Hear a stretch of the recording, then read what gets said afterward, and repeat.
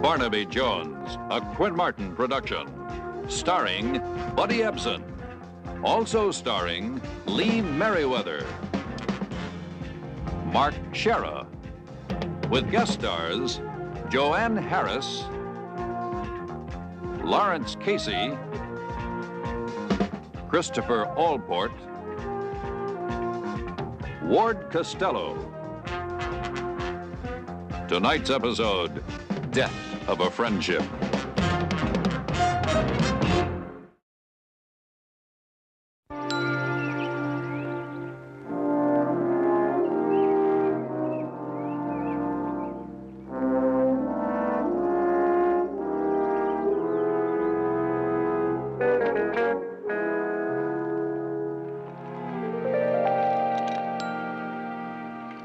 You know, it's getting awfully late. Don't you think you ought to change for dinner? You hungry?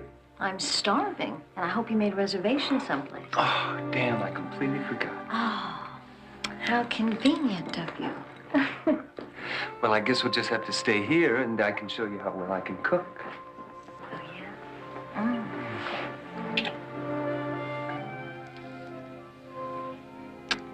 You know, I've been thinking. Uh-oh. Liberated lady, huh? Uh-huh. I'm just full of surprises. Well, that's nice. Surprise me some more.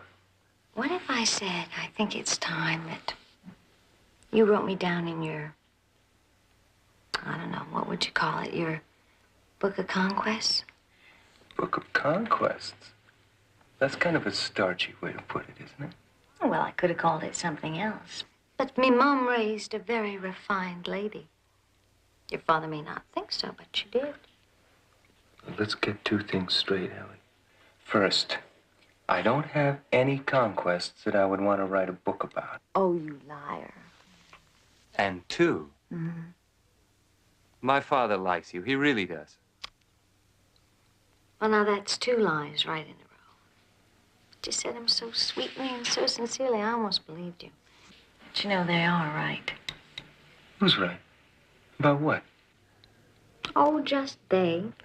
About what they say about rich young men being spoiled and always getting what they want.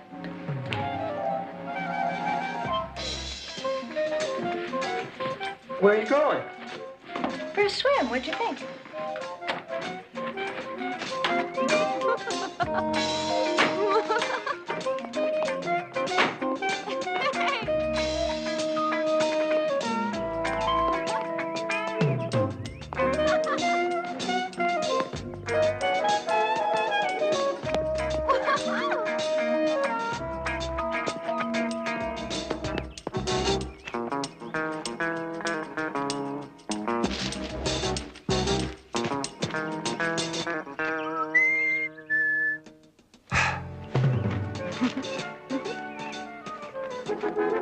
Come on, Ellie, give me another hint.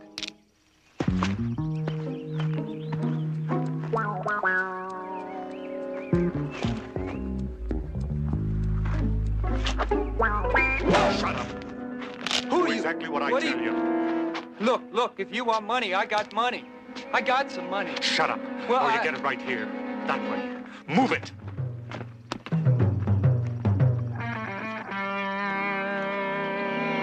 Look, Move it. You can't do this. You can't.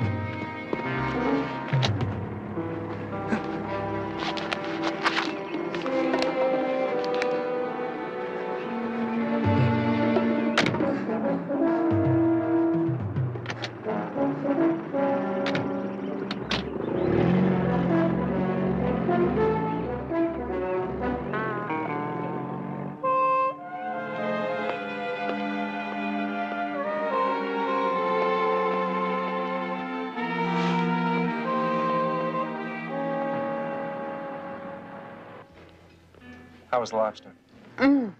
Pure ambrosia. Oh, but can we really afford it?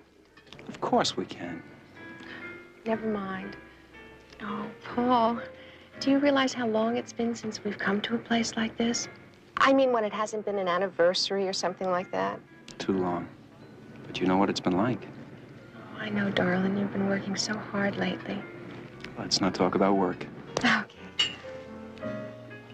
Oh. Better times. Mr. Craig, telephone? Oh, no. You didn't give the boss this number, too, did you? It's probably nothing.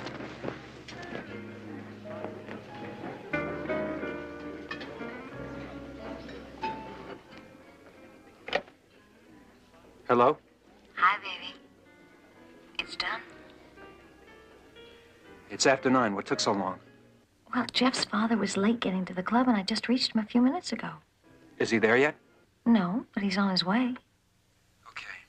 You sure nothing went wrong? Sweetheart, don't lose your nerve now. Now, everything has gone just as we planned.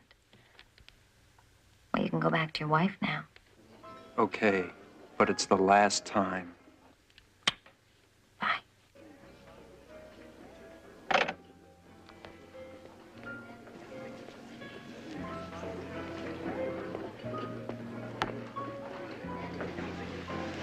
It's nothing.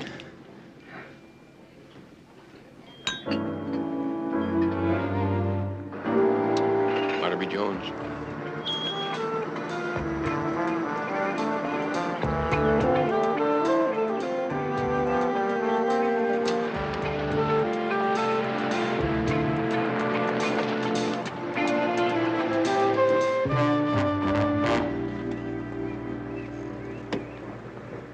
This way, please.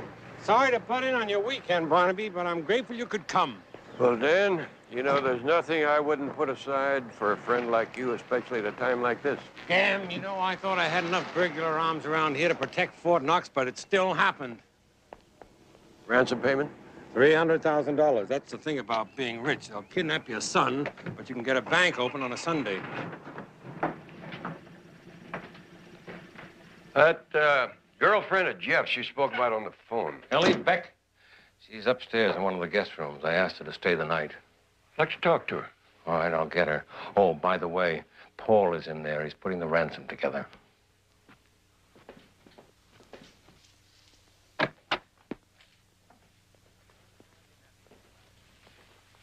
No, we didn't have to get you out here. In a time of crisis, a man wants all the help he can get. Been a long time, Barnaby. You're looking good. Feeling good. How about you? Well, being chief of plant security doesn't give me as much time off as I used to have when I worked for you. But I try to keep in shape.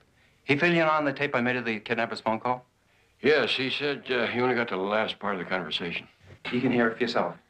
Barnaby, this is Ellie Beck. This is Mr. Barnaby Jones. Hello. Mr. McKnight tells me that you were here when Jeff was kidnapped. Yes, well, I went out for a swim, and the next thing I knew, Jeff was getting in a car with this man. I understand you were some distance away. How did you know it was a man? Well, it was a man who called later, so, I guess I just assumed. That's a natural assumption, but there could have been more than one person involved. The first phone call came in last night at 10:45, just before I got here. This is the second call. It came in at 8:04 this morning. Hello? You got the money? It's on the way. Okay. You gonna make the drop? No, a close friend. His name is Paul. I'm Paul. I want to know that Jeff is all right. Paul, it's Jeff. I'm okay. Tell Dad that... Satisfied? Now remember, if you show up with the cops, you better also bring a coffin. Dan, I still think you ought to bring the police in on this.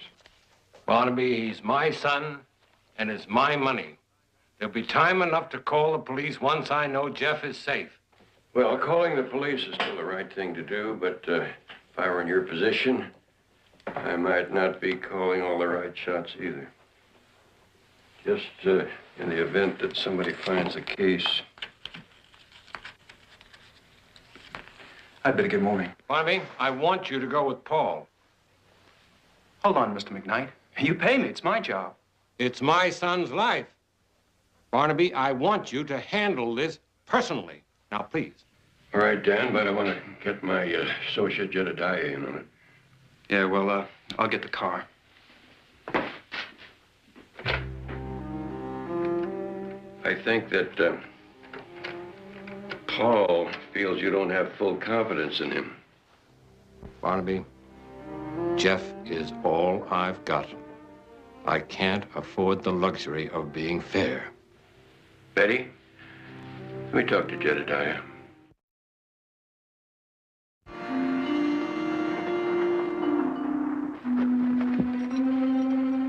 He told the boss there'd be a red shirt in front of the shack. We're here, Jedediah. It's a shack about 50 yards up the north side of the hill. Yeah, Barnaby, I see it. About 150 yards east of you. Almost on a level with the shack. Stay loose in case this whole thing comes unglued. Well, they picked a good spot. It'd take a battalion of police to seal off this area. Listen to me, Barnaby. I know as far as the boss is concerned, I'm just a glorified night watchman. But this is my show. I'm going up there. Paul, you worked for me, what, 4, 5 years? So you know this isn't a case of ego. But when I take a job, it's my responsibility. Then let's look at it strictly as professionals. I spoke to that creep up there on the phone. If somebody else turns up out of the blue, he might get edgy, trigger happy. Another thing, what happens if this whole deal is a scam set up by somebody Jeff knows? Somebody I might recognize. Point's well taken.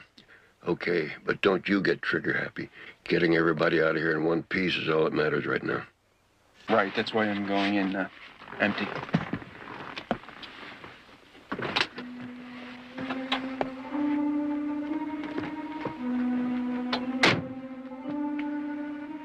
You up there? I've got the money here. Bring it up! Not until I see Jeff.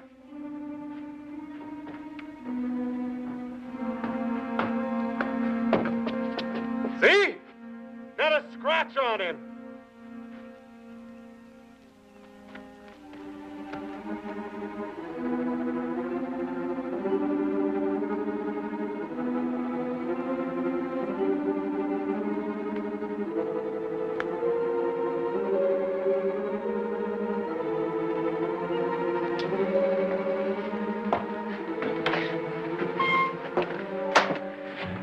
You all right, Jeff? Let's see it. It's all here. Put it on the bench. Not until he's outside. Come on, you've got me. Let him go. Out! Go down to the car. Wait for me there.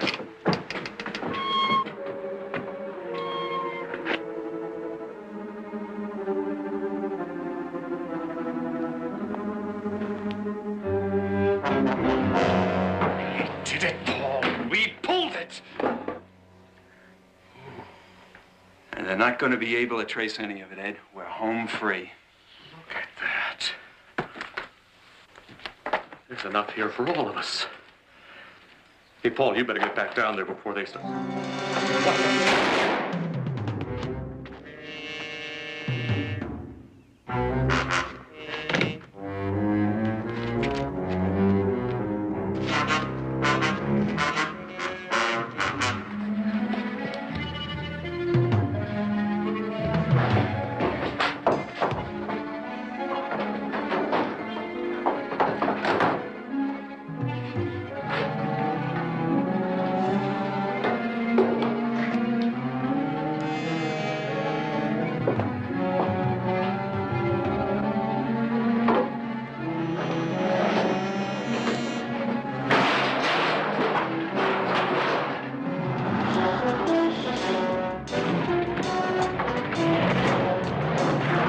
Stay with him, Jedediah.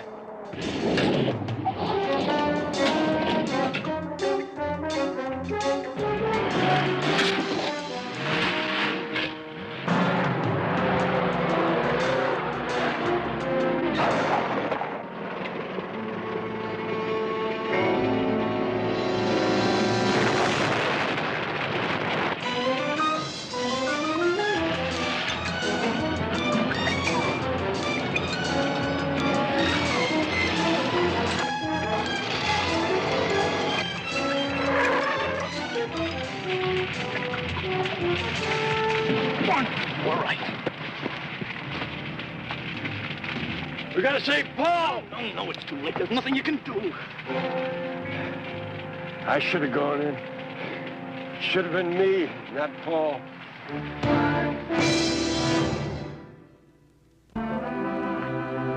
That policeman finished with his questions? Just about. Oh, Jeff, this has been such a nightmare for you. For all of us, I guess.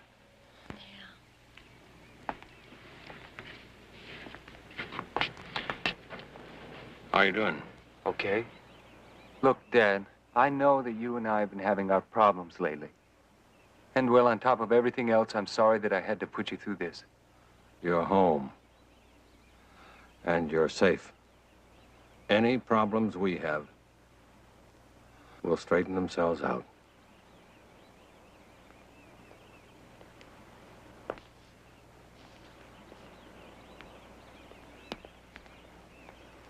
I've got everything I need right now, but I'll be talking to all of you again soon. Anytime you want, Lieutenant.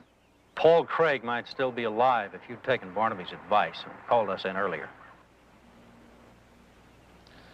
By the same token, it could have been Jeff who was killed.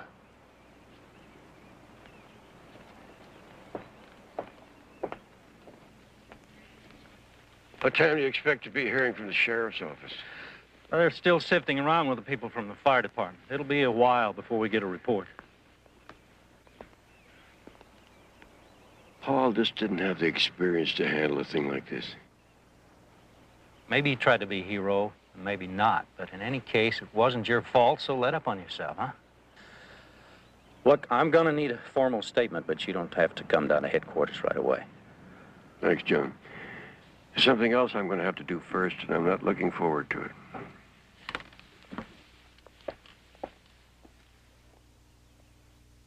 Oh, Barnaby.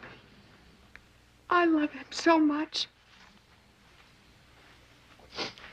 I know, Joe. And he was so fond of you. Every time Paul had to make some important decision about company security, he'd always say, "What would Barnaby do?" If there was any way I could trade places with him right now, If I could see him once more. If I could only tell him how sorry I am for distrusting him. You distrusted Paul? It was all so stupid. We were pressed for money, so he started working overtime. And what did I do? Instead of being understanding, I only thought about how lonely I was, and I lashed back, accusing him of spending all of those late hours with another woman. Can you imagine? And dinner that night was so lovely. Oh, why didn't I tell him then how sorry I am? Jill, I'd like to take care of all the funeral arrangements and all. Oh, thank you, Barnaby, but that won't be necessary. Paul took out another insurance policy about a month ago. A very large one. It'll pay for everything. There is one thing you can do, though. Just name it. Find out who did this terrible thing.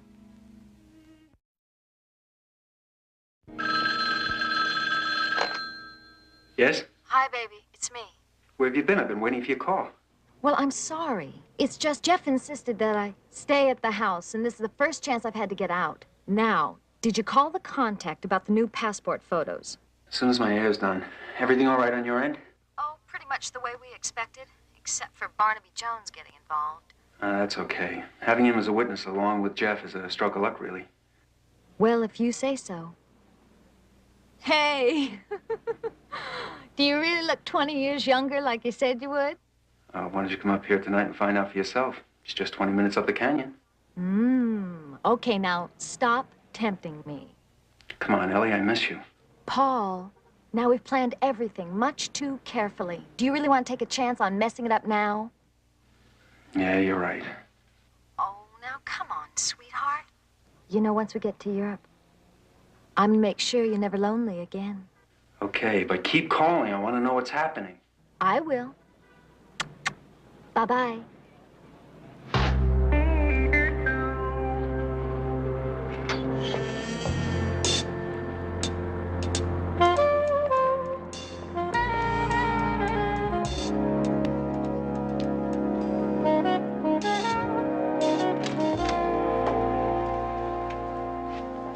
Give yourself a break, Barnaby.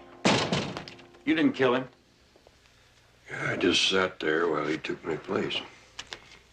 The coroner come up with anything? It was all he could do to make a positive identification. We had to get Paul's dental record to do that. Ever given any thought to the possibility that this may have been an inside job? Well, I'm always open to suggestion. I'm following up a notion of Paul's that the kidnapper could be somebody he might have recognized. May I? Yeah. Maybe that's why he got himself blown away. I've been over checking the gate at McKnight's. Whoever it was took Jeff through. Didn't even make a scratch on the security lock mechanism. Hello, this is Barnaby Jones. I'd like to talk to Jeff. You check out the servants? They've been with the family for years. Jeff, in your statement to Lieutenant Biddle, you said that the kidnapper did not get out of the car until you got to the place where you were held. That shack, right. Well, what about going through the front gate? He would have had to get out of the car to open the gate unless he already had an electronic opening mechanism. Well, like I said, he put some kind of blacked-out goggles on me. Couldn't see a thing. But no, I don't remember him ever getting out of the car. One other thing, when he took the goggles off of you, did you get a look at the gun he was carrying? Did I ever? More like a cannon. You know, one of those Magnum 38s. Are you sure? Positive. Thanks, Jeff. All right, Barnaby, I know you. You're onto something.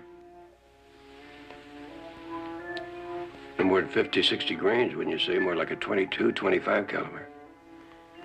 Pretty bad fire. Could have melted down some.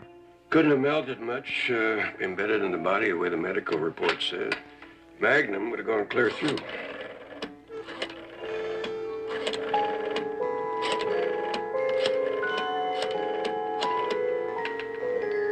Puzzling, isn't it? Isn't it? Well, Jedediah, I want you to do something for me.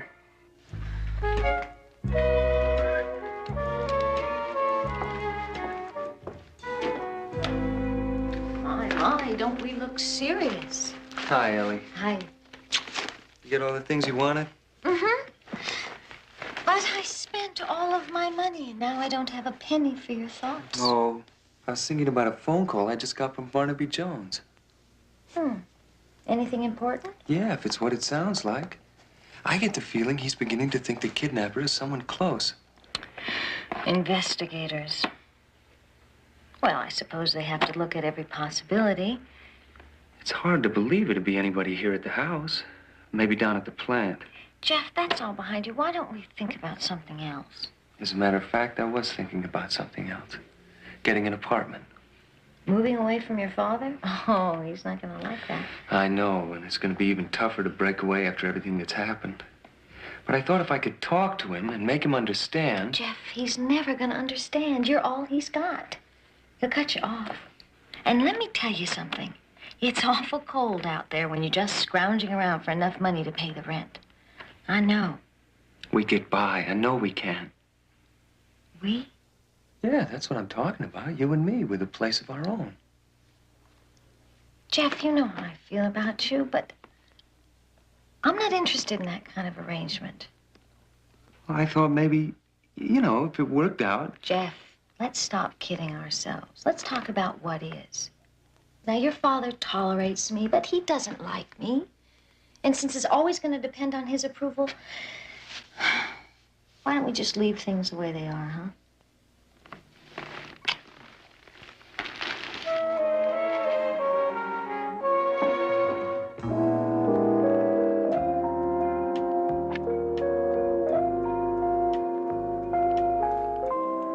Barnaby, I was just about to call Betty again. I didn't think you got my message. I was slowed in traffic. Which one is he? Well, actually, I haven't done any asking around yet, but the dentist at the office said to look for a balding man next to a tall blonde. Is that close enough? I'd say that's close enough. What about that item I asked you to check over at McKnight's personnel office? Oh, yeah, right. Well, of all the security people who worked for McKnight Industries, just 3 of them have left in the past few months. Get anything from the file? Actually, it's what I didn't get that's more interesting, Barnaby. One of the files is unexplainably missing. Belonged to a guy named Ed Wilson. No, just relax. Good work, Jedediah. Bring it back like that. Dr. Prideman?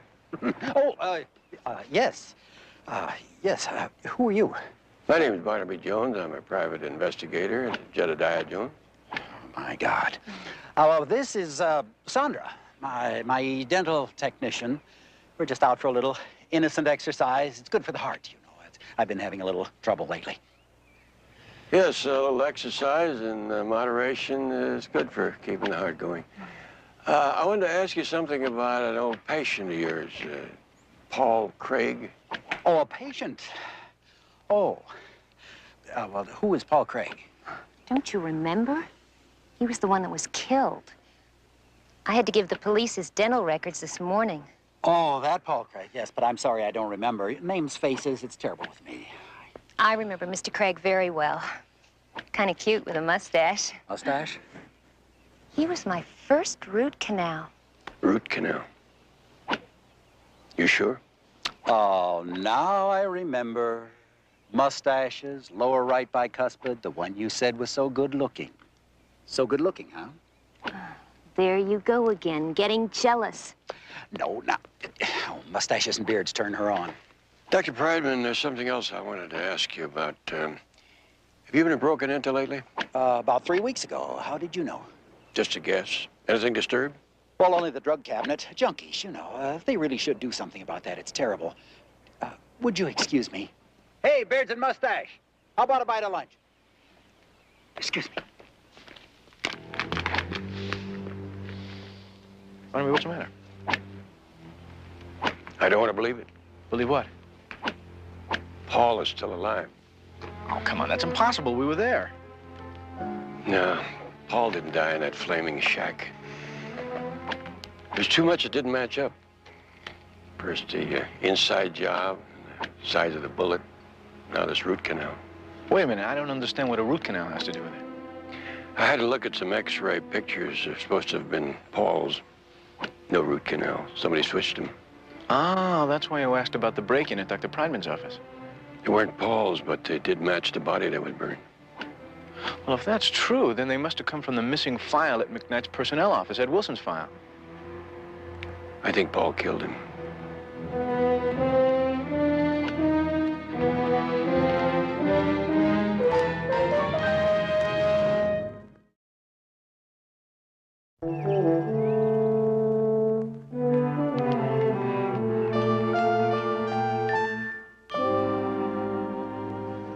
Nice view.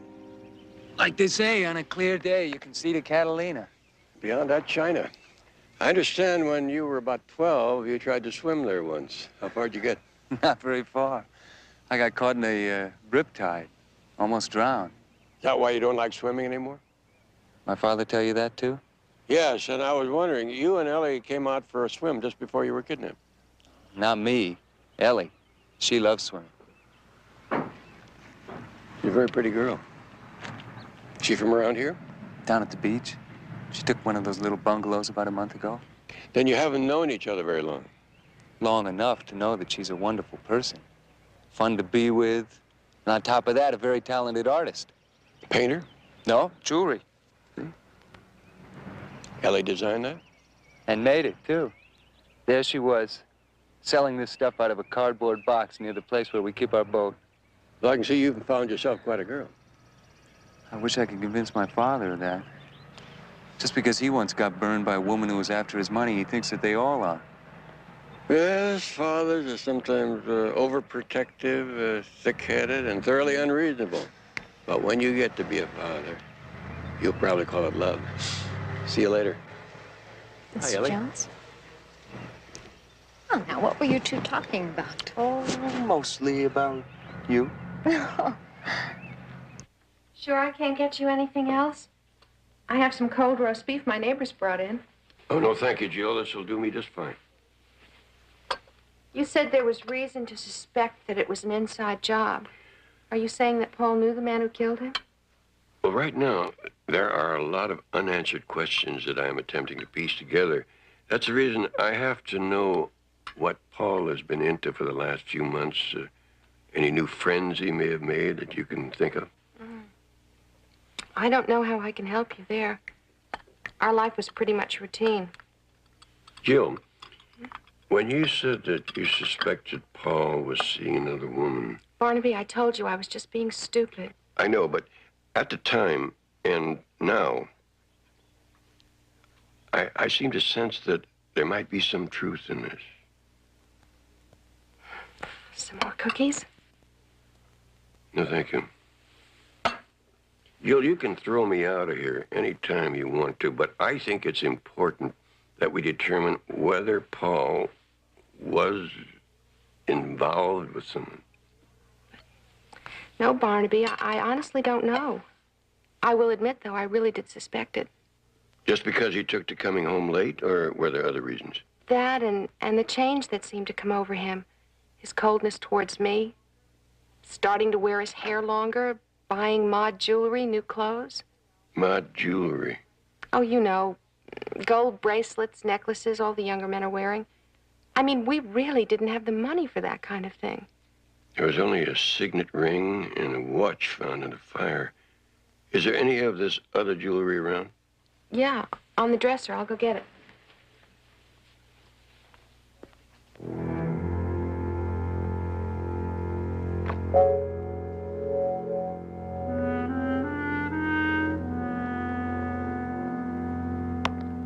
It's all here.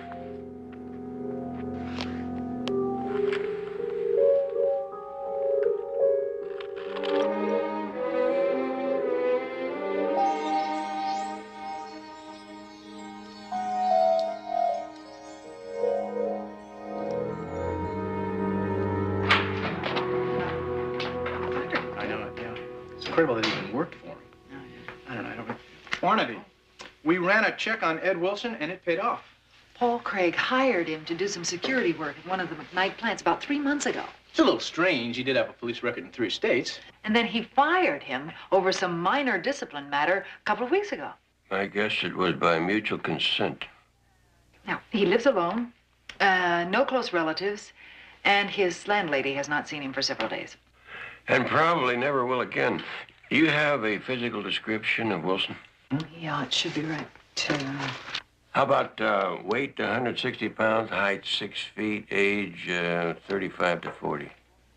I see you've added clairvoyance to your bag of tricks. Might have to someday. That also happens to be a description of Craig. Ah, Paul hires somebody who fits his general description, knowing that he has a police record. And knowing he's the kind of man that could be persuaded to go along with the kidnapping scheme. But forgot to tell him he was expendable. Premeditated murder. It's really hard to believe of Paul. Yeah, I had difficulty believing it myself, but it also well planned. What else could it be? You got to admit it's ingenious, Barnaby. Everyone thinks that Paul is dead, and if the police are looking for anybody, it's Ed Wilson. Why would he do it?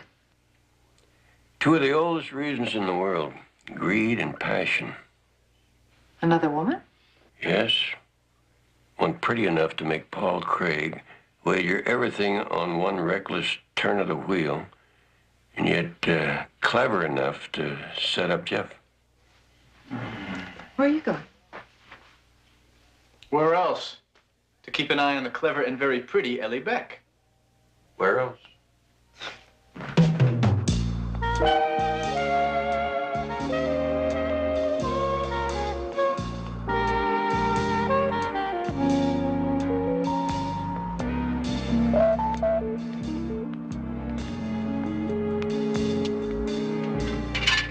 Paul, I don't like it. He's asking too many questions.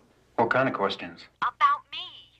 Look, I don't know what he's up to, but Jeff says he suspects someone who used to work for his father. That'd be Wilson, I think.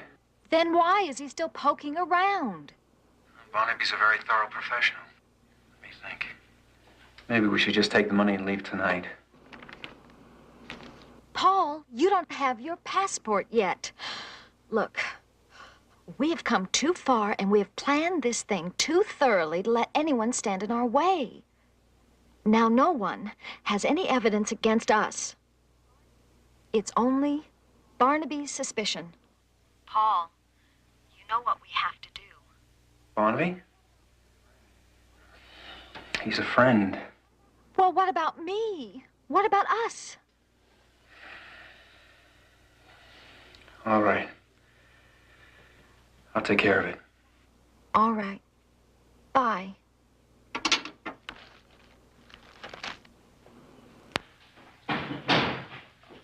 Well, I understand, but oh, could you hold for just a second, please? Thank you. Did Jedediah check in yet? About half hour ago. He said Ellie went out to make a call. He tried to trace it, but it was local. If that was to Paul, means she's still hanging close. Mm-hmm. Oh, J.R. picked her up back at the McKnight place. Barnaby, do you know a Floyd Johnson? He's holding. He insists on speaking to you personally. What does he want? I don't know. Either he's been drinking or he doesn't have any teeth, or both. Barnaby Jones. The name's Floyd Johnson. Your card here says reward. Is that true? Where did you find it? In this empty briefcase that was stuffed into a garbage can. Mighty fine looking case, too. Bet a fella could get a nice, tidy sum for it. Does $20 sound fair to you? More than generous, yes, sir. Where are you? Over in Mason Canyon and Sand Canyon Road meet in a telephone booth. I'll be waiting for you. I did like you told me, right? You did real good. It's going to be a great practical joke. Here's 40. Gee, thanks, mister. Don't drink it all in one place.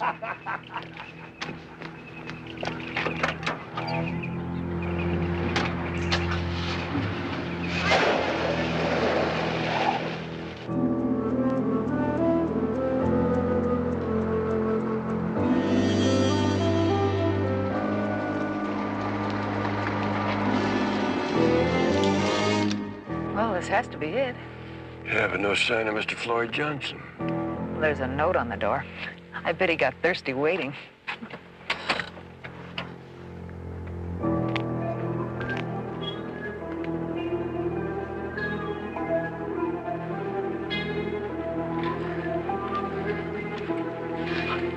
Eddie, get back.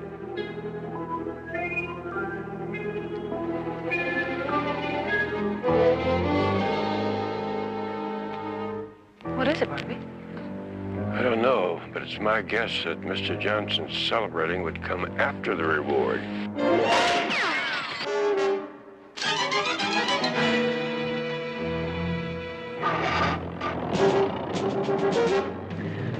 Oh, good grief. My knees are like rubber. Barnaby, that had to be Paul. He must be getting desperate to try a thing like this.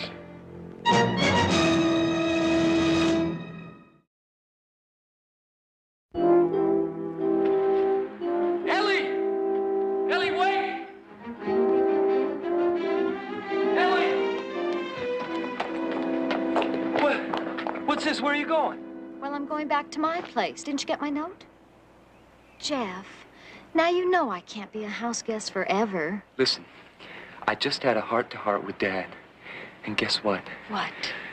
He agreed. Agreed. He agreed to what? Ellie, marry me. Marry you? Your father said it was all right? No, I said it was all right. Fantastically all right. He only agreed. Oh, but Jeff, you're going back to graduate school. You don't have any money of your own. How are we going to live? Well, it won't be shabby, I can tell you that.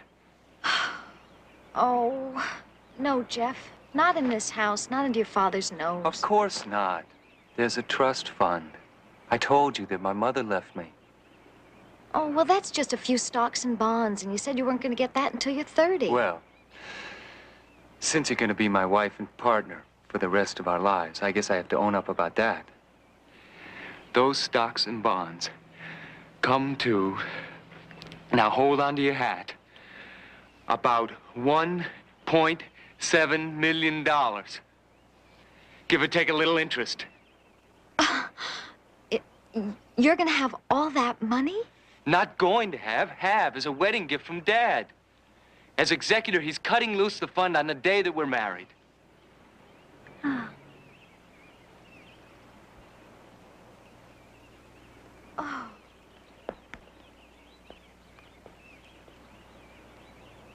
Jeff? Damn. See, that's the reason I never told you before how much was in the fund. I mean, I'm not trying to buy you, Ellie. I know that, Jeff. I do. Well, then answer the question, lady. Will you marry me? Yes. I mean, of course I will, Jeff.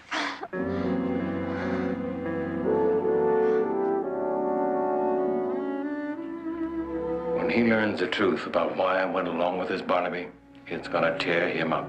I just hope he doesn't hate me.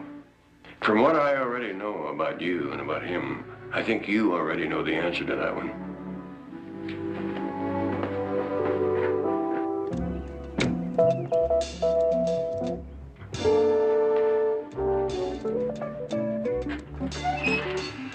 Oh, Paul, you look so different. What are you doing? I gotta talk to you.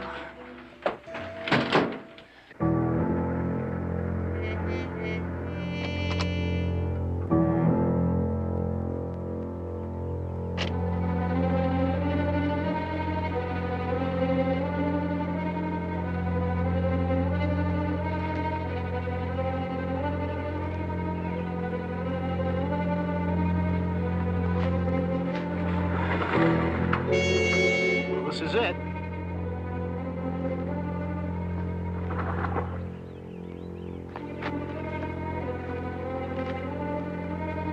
Give me a hand.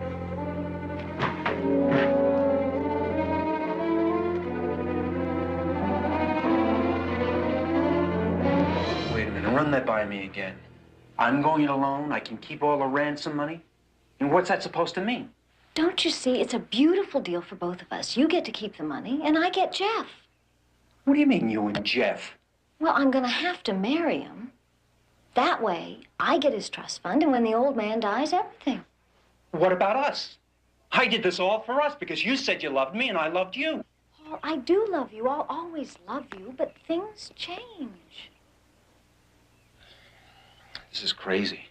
I would have called it practical. I gave up everything. My wife, my home, everything for you. I'm leaving. No, Ellie. You're mine. And that's the way it's going to be. I'm going to kill Jeff to keep you. Understand? Yes, I do understand. I thought you were going to be more reasonable. I'd see that's impossible. Ellie, put the gun down. Why? Paul Craig died in that fire. And when Ed Wilson is dead, I'm going to have nothing more to worry about. Take it easy. I don't think you're going to have to worry about being late for the wedding.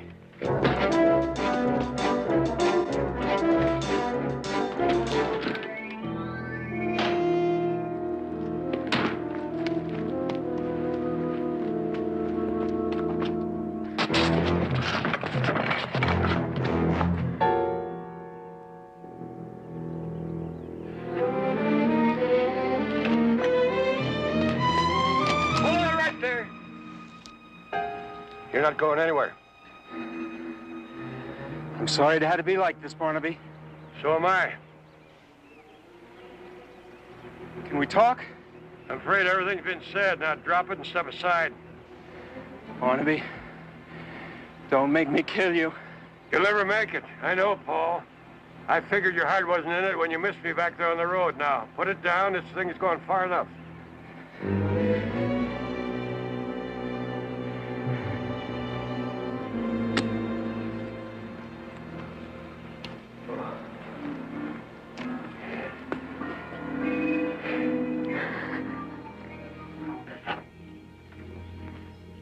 Try not to be too hard on your father, Jeff. He didn't like the idea, but he went along with it for your sake. It's myself I'm teed off at. Letting her play me for such a jerk. I gotta get away for a while. Maybe go down to Baja on the boat. Got an extra bunk? Somebody to help you with the sails? You go with me. All the way, Jeff. All the way. You only live once, isn't that right, Barnaby? And if you do it right, once is enough.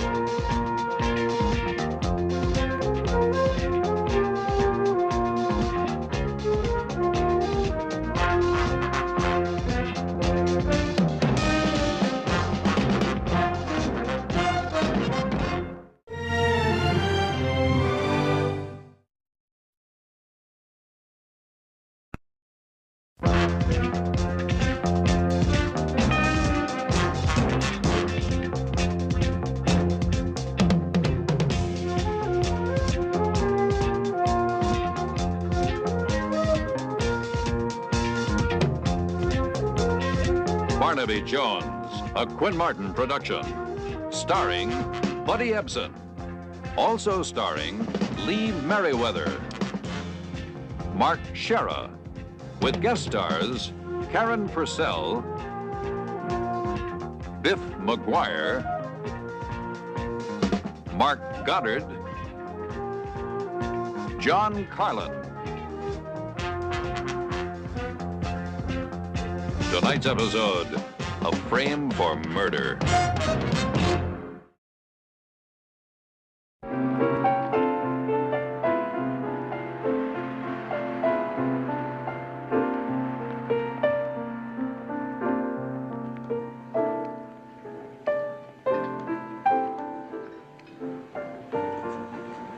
I give you a 10 on your choice of restaurant. Dinner was delicious. Wait till you see what I have in mind for dessert. I'll be gentle with you. Rue, my dear, it's a little like dancing, see? You gotta let me lead once in a while, you know what I mean? Your tempo's dragging, JR. You see, it takes time to build a relationship. You gotta let it happen. Don't push it. JR, if I hadn't pushed, we wouldn't be seeing each other tonight. Now, that's not true. I was gonna call, I really was, but I just don't think it's good policy to turn a business contact into a social relationship. Oh, come on. My father's hiring you, and Barnaby doesn't have anything to do with you and me. Except I'm glad that he did. Me too. Except how about a little slower on the curves, hmm? Oh, I'm glad you noticed.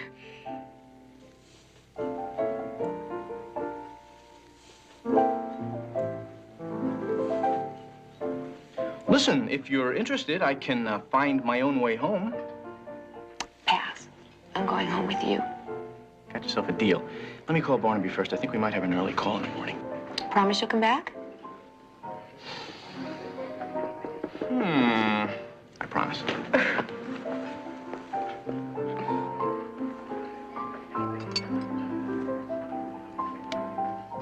Waitress?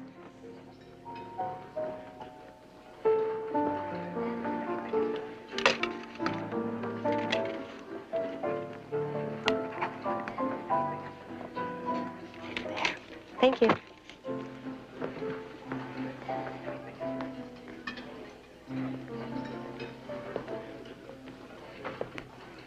Hi. Sorry. It's by invitation only. I thought I got mine. Eyes are the first thing to go with age, aren't they? Age. That's for clocks and calendars to worry about. Shouldn't concern two people who find each other attractive. In this instance, it doesn't. Believe me. Aren't you going to tell me your name? Of course. It's Mrs. J.R. Jones. My compliments to Mr. Jones. Have a pleasant evening. I will.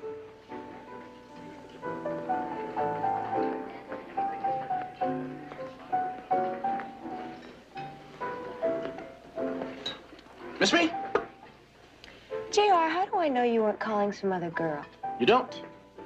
In fact, we have to go. I can't keep her waiting all night. Waitress? Jeff, please. It's been taken care of. What?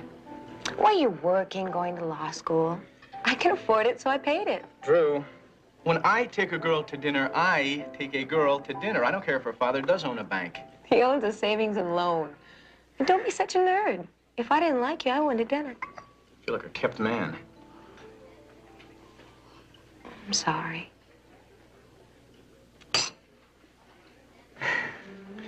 It's okay. I'll get used to you. If you don't, it certainly won't be my fault.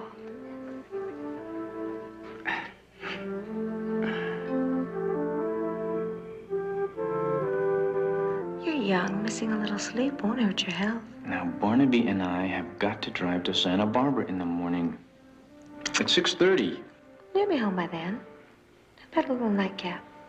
I'd love to, really. Thank you. But either you or the drinks have made me dizzy. I've even got a headache. There's a twist. A man with a headache. Good night. And it was.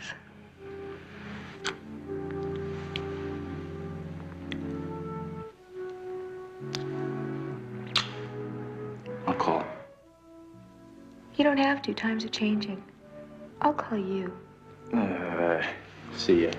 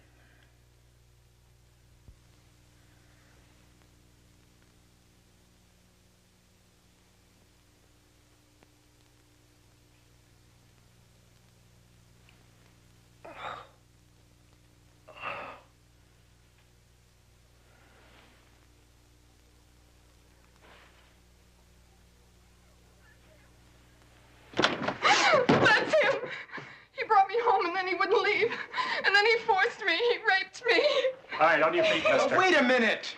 No, I don't even know this woman. Wait a minute. He raped me, and when he fell asleep, then I slipped out. I was afraid he'd wake up. Listen to me, please. This woman is lying. I'm a private investigator. I can prove it. And you have the right to remain silent. Oh, you don't have to read me my rights. Be used against you in court. You have the right to a lawyer or to have him present during any question at any time. Will you let me up? Will you let me talk? Understanding these rights, you're willing to give up your rights to have a lawyer present at this time and talk to us now?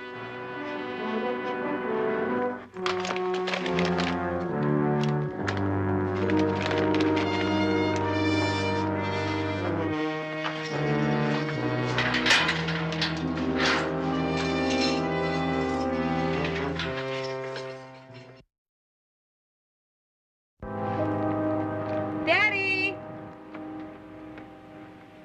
Dad. Hey, dear. How was your date last night? Uneventful, I'm sorry to say. Really? Yeah, I was home by 11. Why? I had some rather disturbing news this morning. Pete Hayward was down at the police headquarters running a record check on a new teller we hired. That's exciting. He saw JR there. That's impossible. JR's in Santa Barbara today. He's in jail, Drew. Under arrest for rape. Pete Hayward said that? He may be a good attorney, but he has a lousy sense of humor. There's no mistake. Pete checked it out. There are witnesses. It's very serious. No, Daddy, that can't be. JR was with me last night. Maybe so. But later on, he was at a bar called The Stop.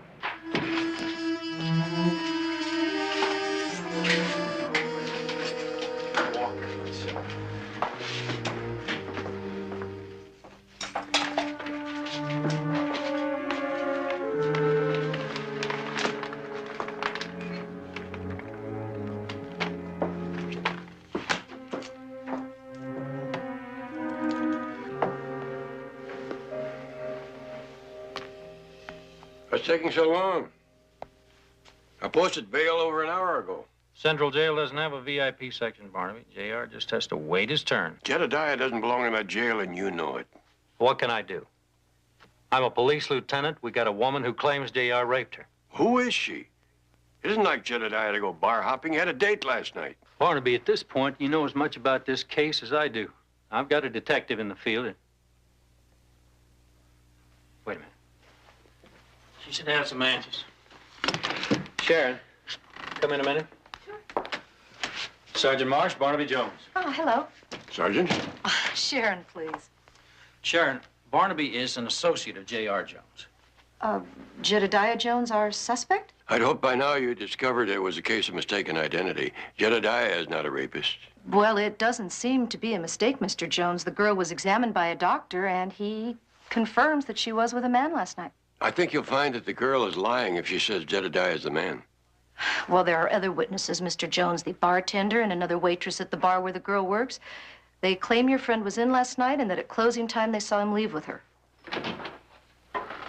Jedediah, you all right? Barnaby, I don't know what hit me. Last I remember, I was on my way home from Drew's house. Mr. Jones, I must warn you that anything you say in front of me may be used against you. Oh, come on. I was set up. I think somebody must have drugged me. JR, she's serious. So am I. Come on, let's get you cleaned up.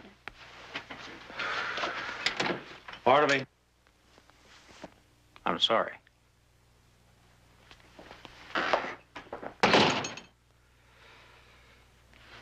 Sergeant, how strong is this case? Judging from the evidence we have so far, Lieutenant, he did rape her.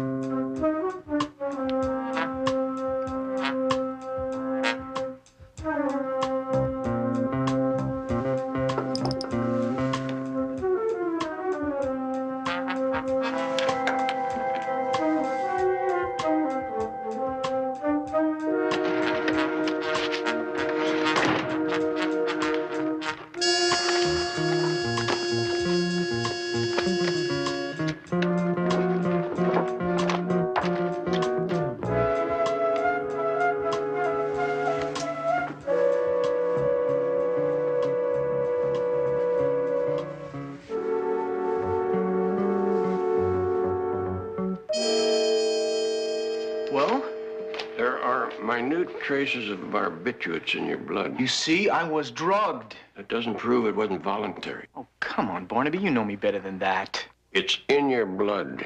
It's going to take more than a character reference for me to prove how it got there. We've got to find out who got to you and why. Well, that's why I've been going over all the recent cases we've been handling. I thought maybe I could find a grudge motive or revenge, something. Nothing? Nothing. I've gone back 6 months. I don't have any court appearances pending. I'm not working on any current cases. If there's something here, Barnaby, I just can't find it. What about Betty? Did she check the restaurant?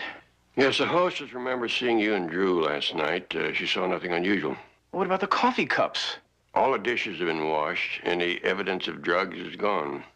Whoever's behind this frame did a lot of homework. Do you know what's going to happen if they find out about this at school? You're going to see one terrific law career right down the tubes. It doesn't matter that there's no truth to it. Now, Jedediah, take it easy. Lies have a way of curling up at the edges. Time is working in our favor. Your preliminary trial doesn't come up for 10 days. 10 days, Barnaby? I don't want this thing hanging over me for 10 days. Wish I didn't have to go to Santa Barbara. Look, it's all right. Go to Santa Barbara. I'll just keep digging through these, and I'm sure I can find the root of it somewhere in here. All right, Jedediah, if you come up with anything, don't do anything till Betty and I get back. Probably won't be more than one night. It's a simple case of employee theft. Keep a low profile. What else can I do?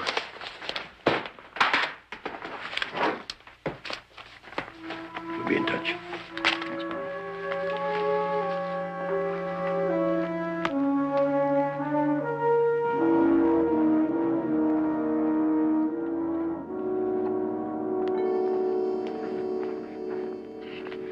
Hi, can I talk to you? You keep away from me. Harry! Harry!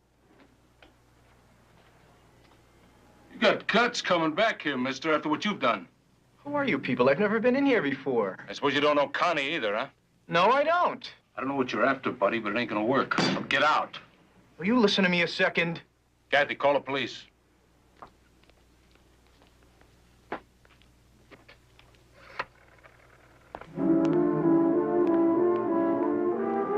Rapist!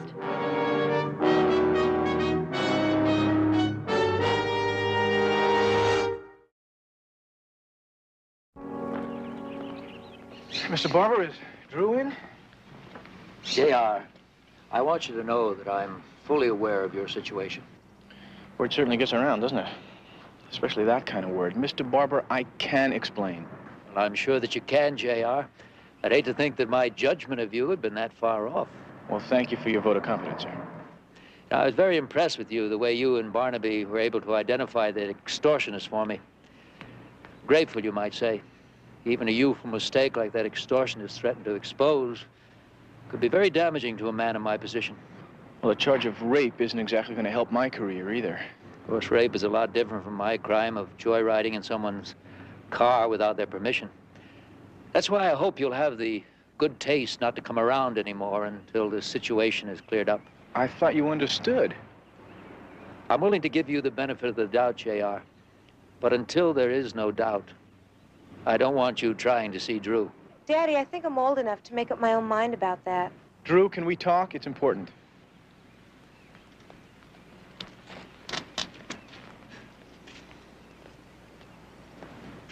Daddy, please, give us a minute.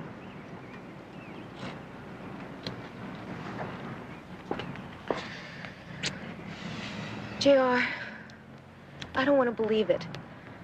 I don't believe it. But how could it happen? I was set up. That's how it happened. Now, I don't know why yet, but you remember last night, my headache? Yeah?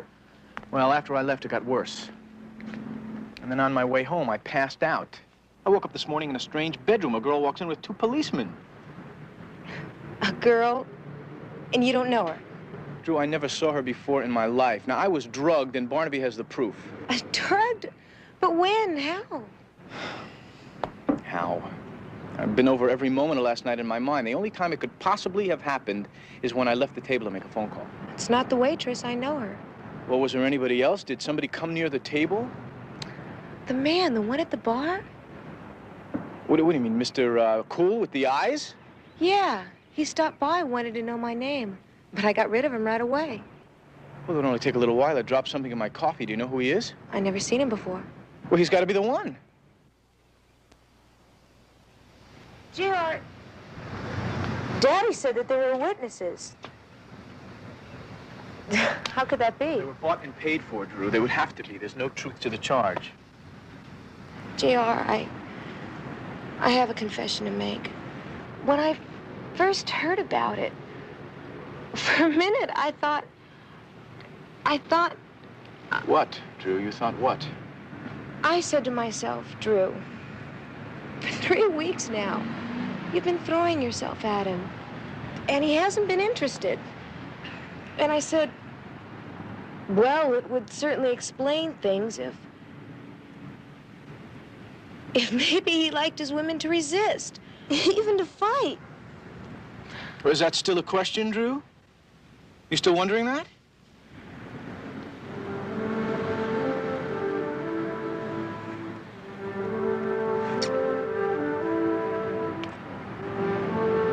Does that answer it? Yeah. I'll see you later, okay?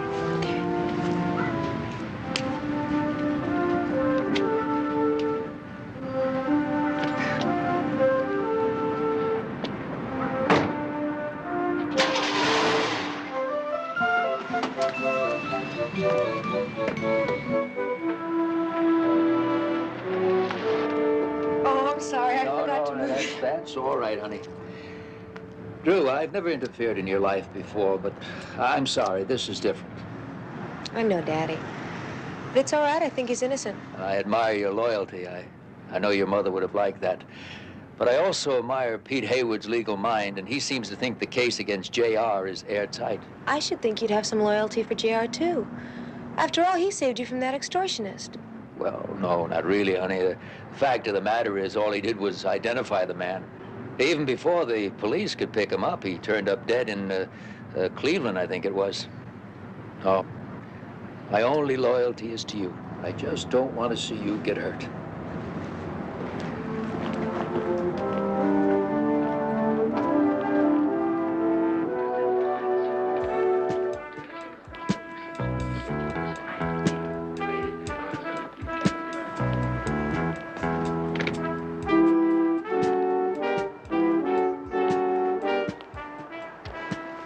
Ticket? No, no ticket. I'm looking for a guy who was here last night. Bartender says you have a fantastic memory. You the police? No, I'm a private investigator. Oh, yeah. One of those $200 a day plus expenses dudes, huh? Well... Hey, that's cool. Look here, you know, my fantastic memory for cars and faces. See, I don't put the two together. I don't get no tip. Dig? I dig. I definitely dig. All right, well, let's just check your fantastic memory here first. Guy was about 40, 45 years old, good-looking, dark hair, beige jacket, dark... Got him. Green Mark 5. Well, I think you can do a little better than that.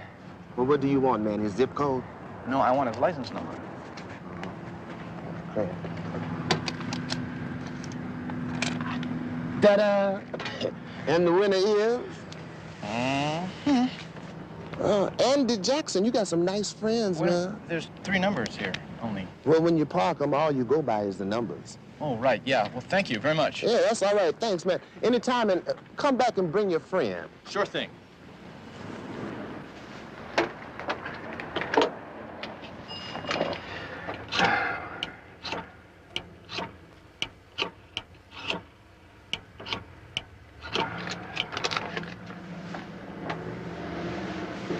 Yeah, Lieutenant John Biddle, please.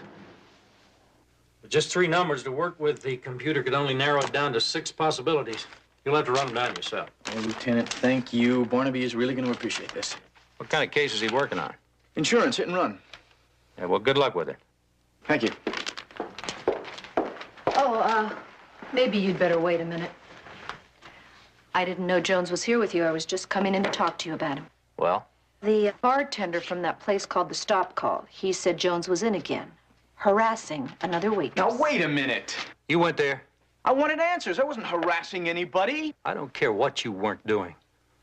I didn't think it was necessary to warn you to stay away from witnesses. I'm going to ask the judge to revoke his bail, Lieutenant. Let me handle this, Sergeant. JR, if it was anybody else, they'd be in jail right now. So I'm not suggesting you stay away from those people. I'm telling you.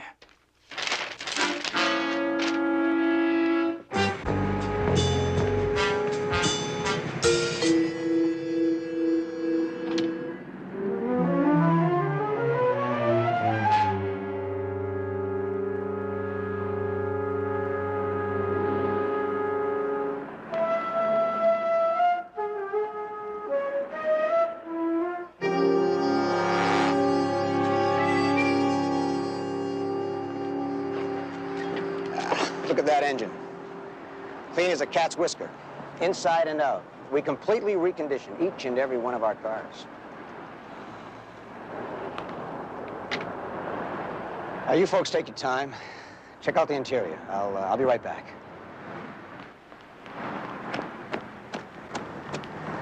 And how would you like to drive away in something today? I wouldn't. I'd like some straight answers. Straight answers and straight deals. That's why I'm here. All right, let's talk about the car you drove to the Windrigger restaurant last night. You sure you don't have me confused with someone else? Oh, you were there. I saw you myself. Yeah, I go there once in a while. So? So you came over to my table and you dropped something in my coffee. I what? You got the wrong man, buddy. I got the right man, buddy. And you're gonna tell me who put you up to it, or you're gonna tell the police. Now, you pick it. Look, I can straighten all this out, but I can't talk now. These people are ready to deal. I gotta make a living, you know? Oh, you mean they only pay minimum wage for drugging people? Look, give me a break, will you? I got 2 ex-wives and 4 kids. Just let me write this deal up, and I'll fill you in on everything. You got 10 minutes.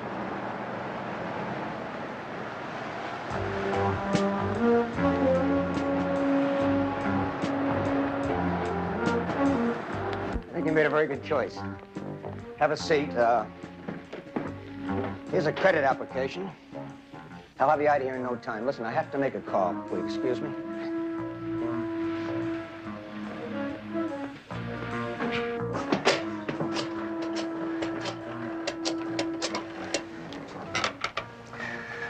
Listen, it's Tony. Jones is here.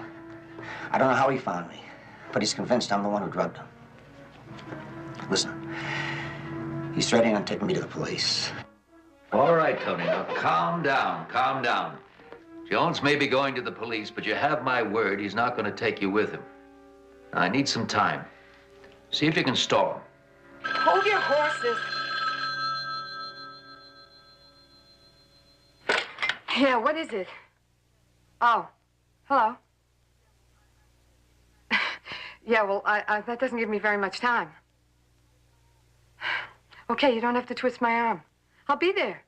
Don't worry about it. Thank you very much. I really appreciate everything. Bye-bye.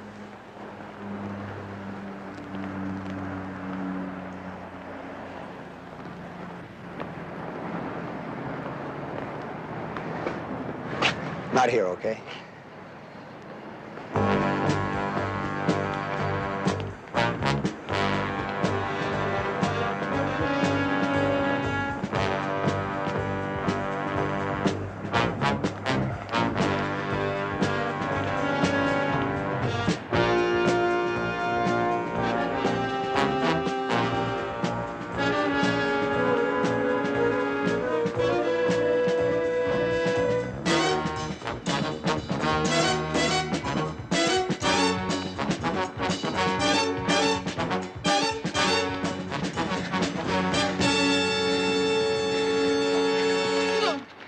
Keep away. Please, don't. What are you doing? Please. No, don't touch me. What are you please. doing? Somebody help me. Listen to me. This man is a rapist. Stay away. No. Help. Stay away. No. Listen to me. Leave me alone. Hey, buddy. No.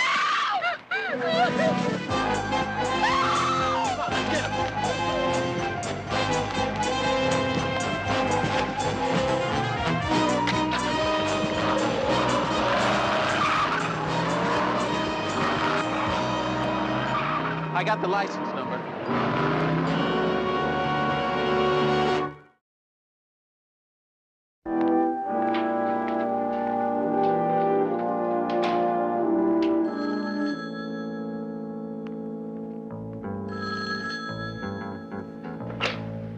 Barnaby Jones? Barnaby, I'm glad I got you. Jedediah, where are you? I'm in a lot of trouble, that's where I am. They just set me up again. Yes, I know. I just talked to Lieutenant Biddle. They revoked your bail. They're looking for you. You better come in. Barnaby, I can't do that. Now, if I turn myself in now, I won't have a chance. Besides, I was just getting close to something. Close to what? I found the guy who drugged me. His name is Tony Klinger. He runs a used car lot on South Roberts. Would you do me a favor and have Betty check him out? It's Klinger with a K. All right. I put off the Santa Barbara case. You come in, and we'll take this to Lieutenant Biddle. Barnaby, I wish I could, but this frame fits too tight. The only way I'm going to break it is if I keep on pushing. You're worse than a Missouri mule. Barnaby, I have to call you in the morning, okay? I'll talk to you. Bye.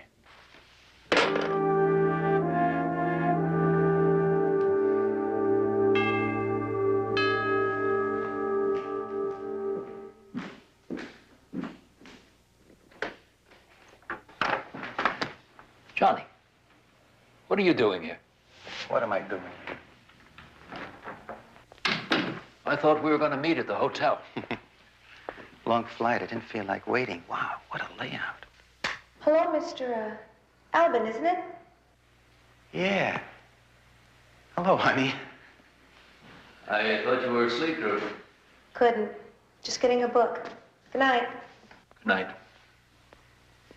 Sweet girl. Come on, get in the study.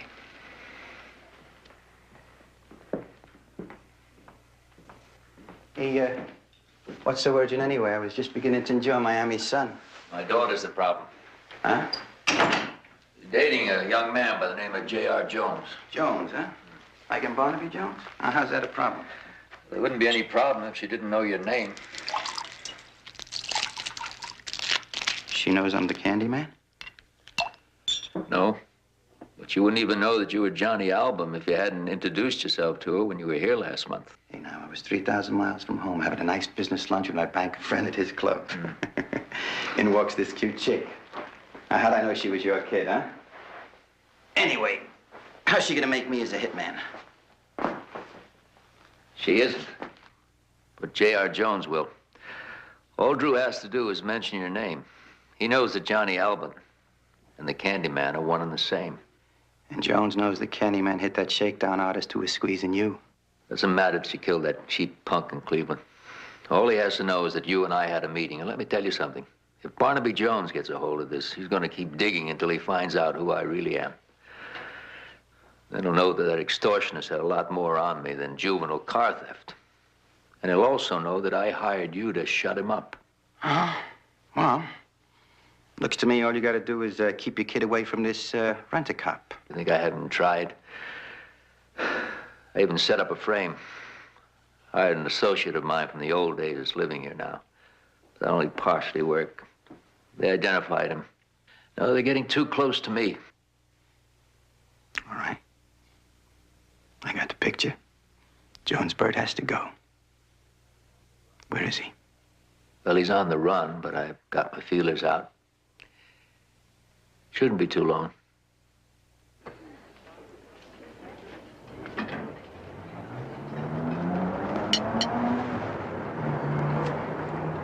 Need a good second baseman for your team? J.R. You look like you belong in left field. I had these in my trunk. I tried going back to my apartment, but Sergeant Marsh was there with 2 blue suits. That woman just does not like me. Oh, here, honey, have some coffee. Yeah. Thank you very much, but the last time I had coffee in a restaurant, you know the story. Jedediah, we've been burning some midnight oil, and we've come up with some interesting facts. Barnaby, excuse me. Are you going to finish that? No, go right ahead. I'm sorry. It seems that Tony Klinger, who's also known as Tony Becker, has an extensive criminal record in Cleveland. Cleveland? That's where the Mason Barber extortionist was killed. What do you think, there was a connection? The thought did occur. Klinger had an associate named Art Jacobs in Cleveland. The 2 of them disappeared about 20 years ago. They were loan sharks. The word is that they came west, laundered their money, and turned legitimate. Now, it's just possible that Art Jacobs and Mason Barber are the same man. Wait a minute. If the extortionist knew that, then it could have been Mason Barber himself who hired the Candyman to kill him after we identified him. Why not? Barber was off the hook. The books were closed. Except that you continue to see his daughter. But that's no reason to frame J.R. I will never believe that Drew has anything to do with it. She did keep you on the scene. There's got to be more to it than that. Maybe, Jedediah, but before we find out what it is, things may get rough. And I think this is a good time to surrender you to Biddle. Barnaby, what if we're wrong about all of this? I'm left facing a charge of rape. Jedediah, let me ask you something. What kind of a lawyer do you expect to become if you don't trust the system? That's a good question, Barnaby. Maybe it's just that it's easier to have faith with somebody else's neck in the ring, or I don't know. But I do know that right now, my chances are a lot better if I just stay free. Barnaby,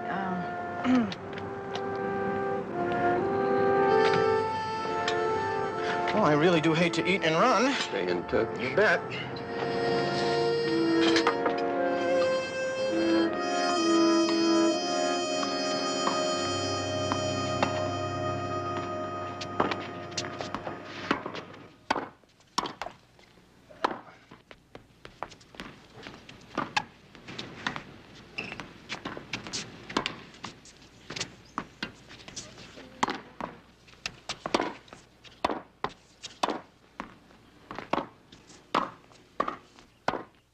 Hey, great shot, Drew. It's dynamite.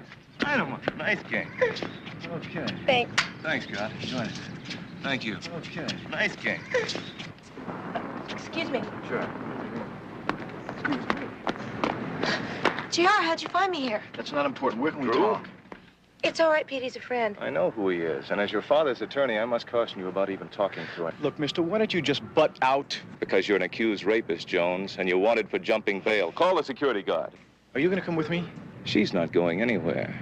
JR.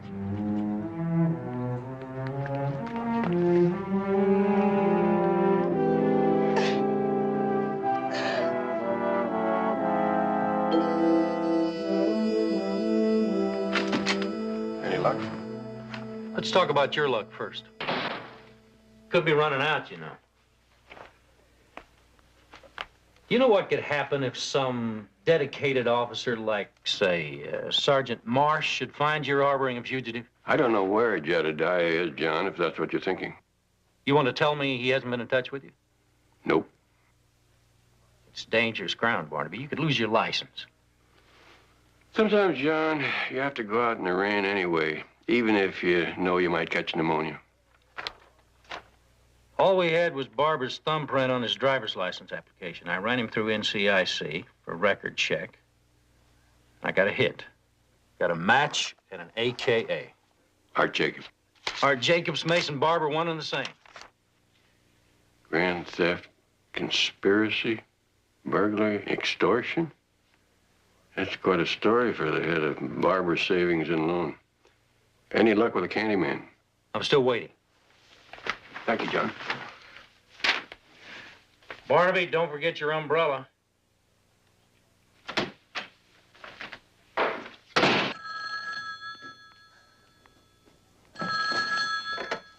Hello? Drew, it's JR. JR, where are you?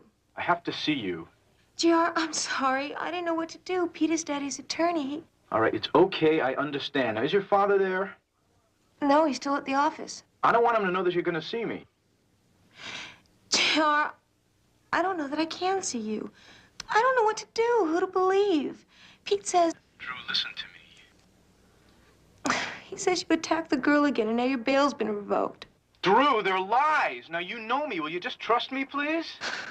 JR, I want to. I really want to. Drew! Drew, are you home? JR, it's my father. Just a minute. I'm on the phone, Dad. All right, hon. It's all right, JR.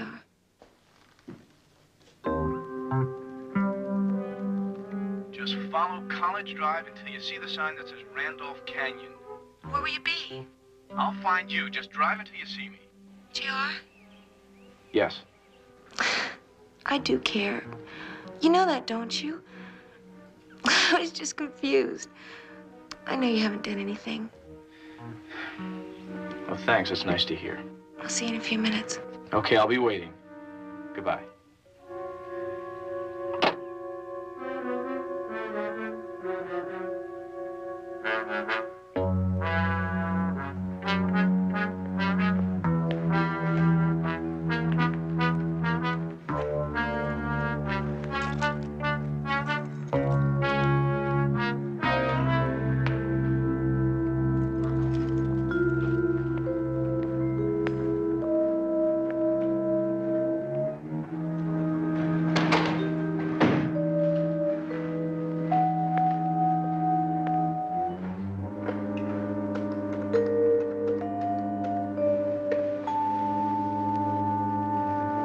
Johnny?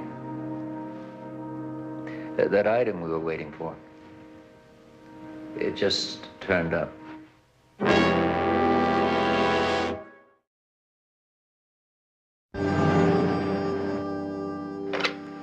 Barnaby Jones?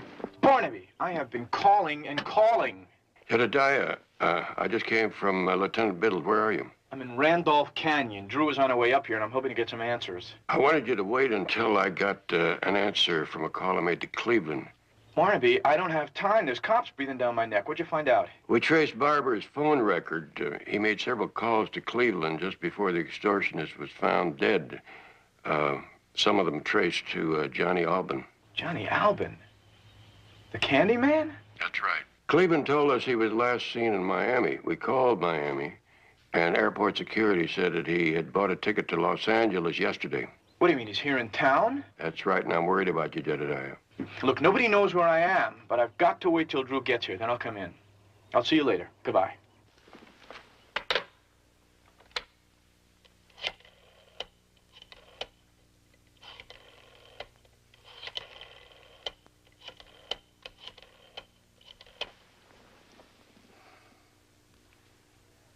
Lieutenant Biddle. Yeah, I hear you. Randolph Canyon. What the hell's he doing out there? Okay, Barnaby, thanks. Lieutenant, this report from Burbank PD, You still want J.R. Jones? Oh, do farmers want rain? Well, then powder your nose, Sergeant. Let's go to work.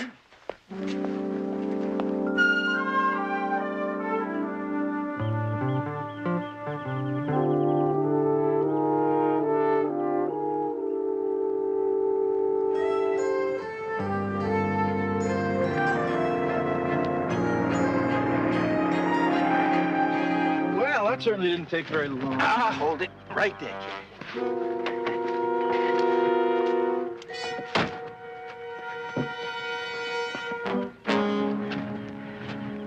Let's take a walk, huh?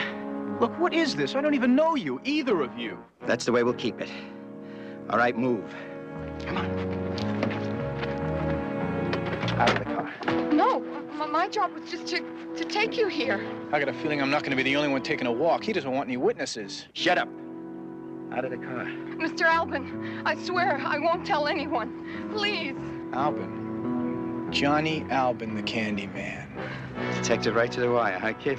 The hit in Cleveland. Mason Barber hired you. What did Drew know about it? Just your name, right? Bet you're dying to know. Out of the car. Please. I won't tell anyone. Oh, God, please. No. No.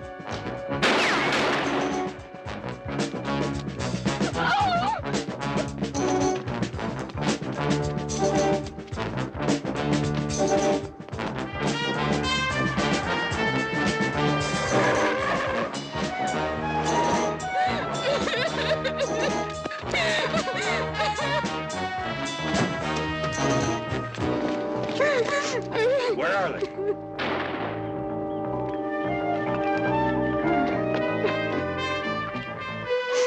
I'm sorry. I swear I didn't know it was going to happen this way.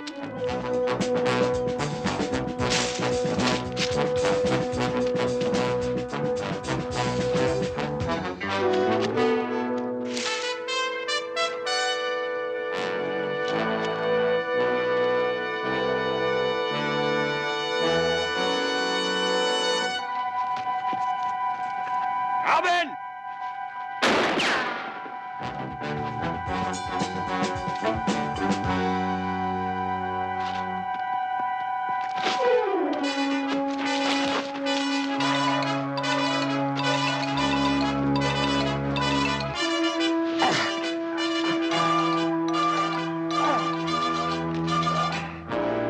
Let him up, Jedediah. I'm just beginning to enjoy myself, Barnaby. Come on, get up.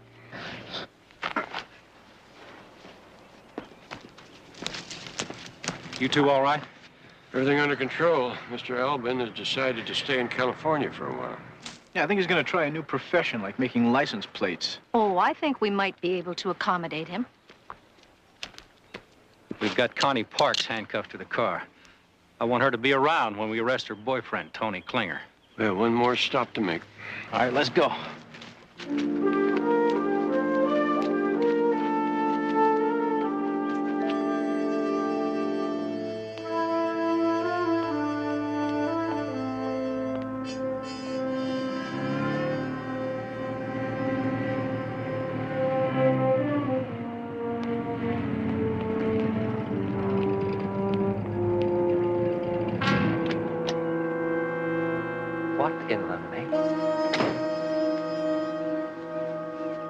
Didn't work, Mr. Barber.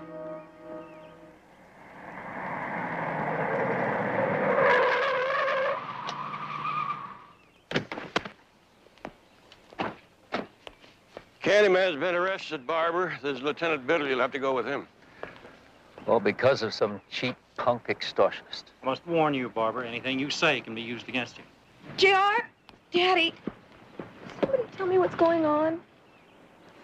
Drew, you're going to hear some things about me now that I hope that you'd never find out. But if you can remember that I always love you, maybe it'll make it easier. Daddy, what is it? Let's get out of here.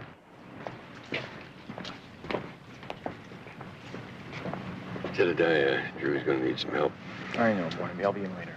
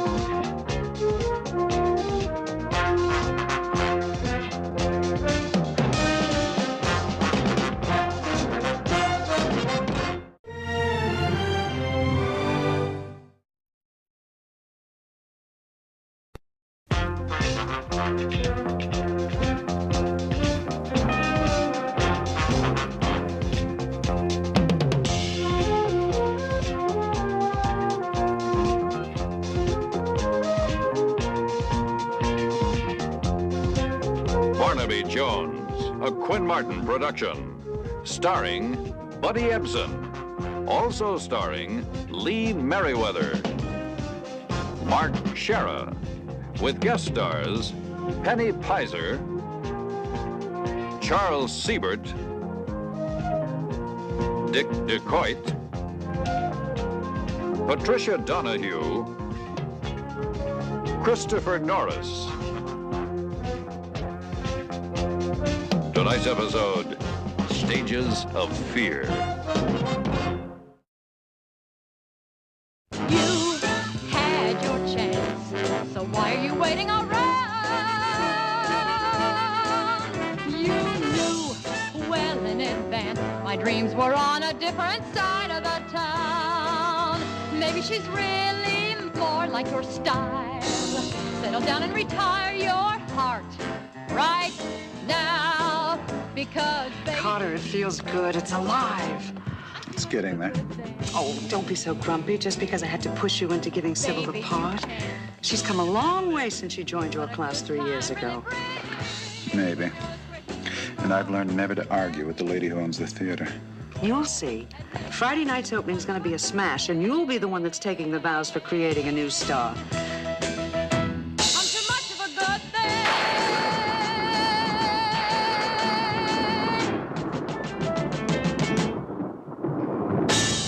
Carter, I've got little enough to do in this scene without having Sybil constantly upstaging me like that. Let's get one thing straight, June. I direct, you act, and we'll get along fine, all right? All right, Sybil, now you turn to June, not she to you, just like we've been rehearsing it. I'm sorry, Carter. All right, there's not much more we can do until we get the new actress for the part of Agnes, so let's put it to bed for tonight. Ben, I want to start with Act 2, 11 o'clock tomorrow morning, right after the Agnes audition. Okay, everybody, you heard the man. Let's go. Honey, look, you didn't upstage her that much. Don't let her get you go, okay? Excuse me, please. Sybil! Fantastic, baby. Really great. That's very nice of you. Malcolm Elliott, David Douglas. The agent from ICW, Sybil's been telling me a lot about you. Look, I'm going to go meet Rose Shaw for coffee. I'd like you to come and join us. Oh, I'm sorry. David and I are going out for something. Go ahead. Rochelle's a important casting agent. I'll see you tomorrow. So sorry to dump you, my dear, but my career, you Knock know. it off. Just coffee, okay? I can't stay out too late. Sybil, a few notes on Act One, if you don't mind. Okay, I'll wait for you in my car. And Carter, thank you for letting me sit in on rehearsal. I don't like outsiders watching my rehearsals, especially people I didn't invite. I'm sorry, Carter. I guess I should have asked you first. All right, come on over here. I want to give you a few notes. Hi, Ben. I've got some wine chilling in the fridge. Sounds great. I'll pick up some sandwiches. Meet you later. Gotta finish this first. Okay. All right, you're a high-class call girl, right? So this is your turf. You're in command here. So when you look the place over, you're not just peeking through somebody's parlor window. You act like you own the place. Got it? I think so. You better know so. And your singing's improving. Just don't let it go to your head.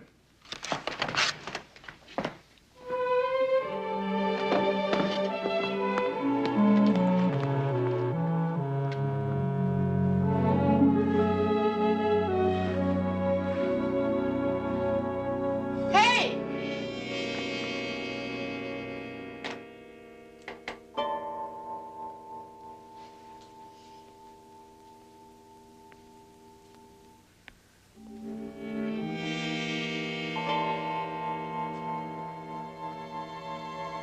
Hey, who turned out the lights?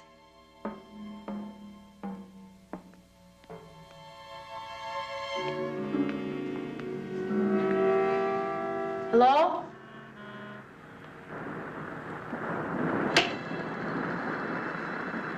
Ben? Is that you? Carter?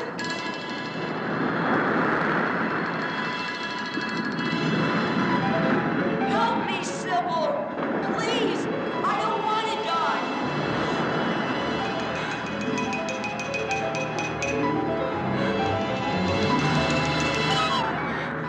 No, Sybil!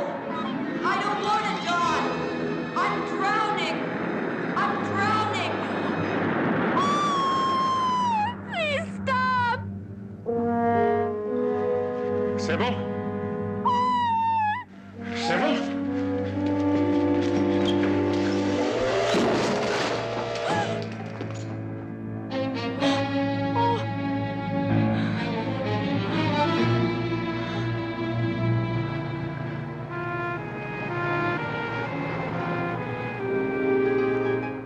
These gems alone must be worth a fortune. This burglar had excellent taste. $200,000. Here's the preliminary report from the Sacramento police. Jedediah, looks like you and I be taking a quick trip up to Sacramento tomorrow. Hi, can I help you? Oh, excuse me. For heaven's sakes, Laura! Hello, darling. What are you doing here? I'm so sorry that I know I'm interrupting, but if I could just see you for a minute. Of course, come on in. At last, you fellas get a chance to meet the gal who almost made me the star of the theater. College, of course. My first, last, and only drama coach, Laura Harding. This is Barnaby and J.R. Jones. Very happy to meet you. We've heard a lot about you from Betty. Thank you. Is it true about Betty being as good as she always tells us she is? Oh, she was my star pupil. The defense rests. Well, you two must have a lot to say to each other, so if you'll forgive us, we'll be on our way. No, Mr. Jones, actually, it's you I came to see. Why, Laura, are you in some kind of trouble? Well, not personally, but it's my theater. Well, actually, it's an actress that's in the play that we're about to put on, Sybil Crawford. Well, she thinks that somebody's trying to harm her. What way? Well, a few days ago, apparently somebody broke into Sybil's house. She'd just recently come into a sizable inheritance, and the house was part of it. She told the police that she didn't see the intruder, but the incident, I mean, it nearly scared her half to death. In my experience, that burglars usually try to avoid contact with their victims. Well, after what happened last night, Sybil doesn't think it was a burglar. What happened? After rehearsals, A piece of scenery suddenly falls down from the grid right onto the stage. Just misses Sybil. But it almost killed the young man she was with. Now you think that these two incidents are related? Well, for all I know, Sybil may be blowing it all out of proportion. The thing is that she's got a show to do. And if something else happens to upset her, she may not be fit to go on. Which would be a tragedy for her, but also for the future of my little theater.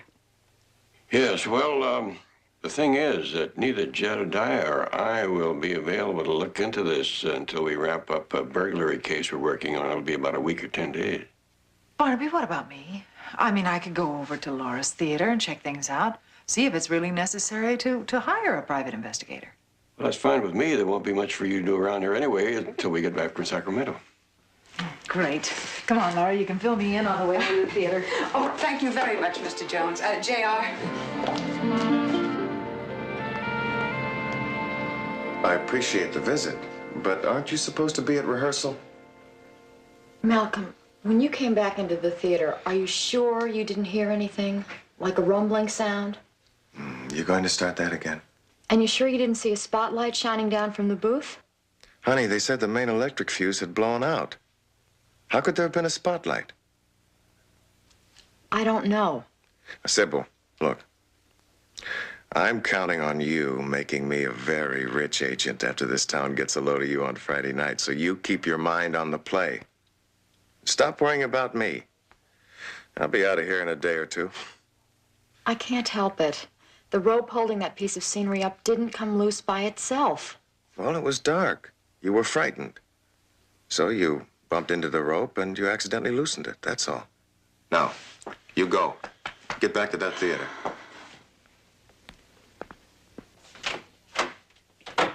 Malcolm, I'm sorry. Will you get out of here?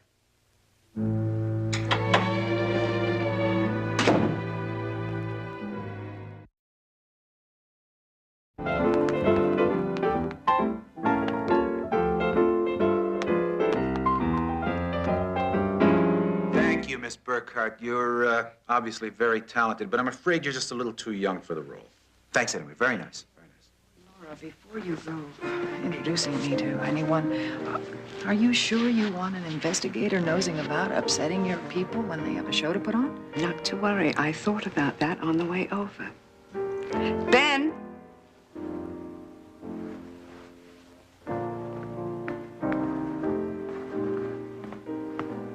Ben, have you found somebody for the replacement of Agnes yet? Oh, some lemons and prunes, maybe one peach, but nobody quite fits the bill. Oh, well, you must live right, Ben, because today is your lucky day. Because I have found somebody just right for the part of actress. Betty Jones. You sing and dance? Well, that was a long time ago. Laura, what are you doing? Okay, just give your music to Duffy at the piano. Just one chorus and a time step.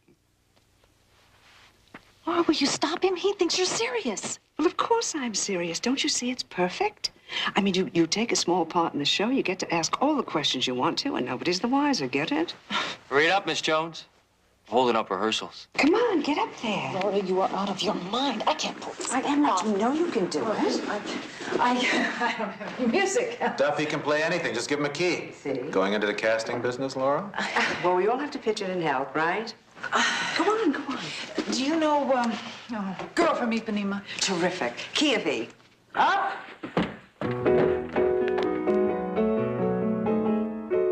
Tall and tan and young and handsome, the boy from Ipanema goes walking, and when he passes, each girl he passes goes, ay, ay. When he walks, he's like a samba. He swings so cool and sways so gentle that when he passes, each girl he passes goes, ooh. That's fine. Let's see how you did.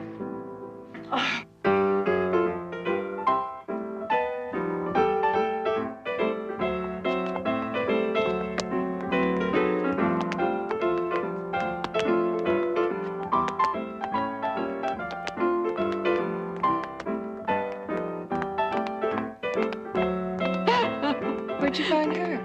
Around. Ready to start? Oh, okay, I'm coming. Give me a minute, will you, sis? Got a problem.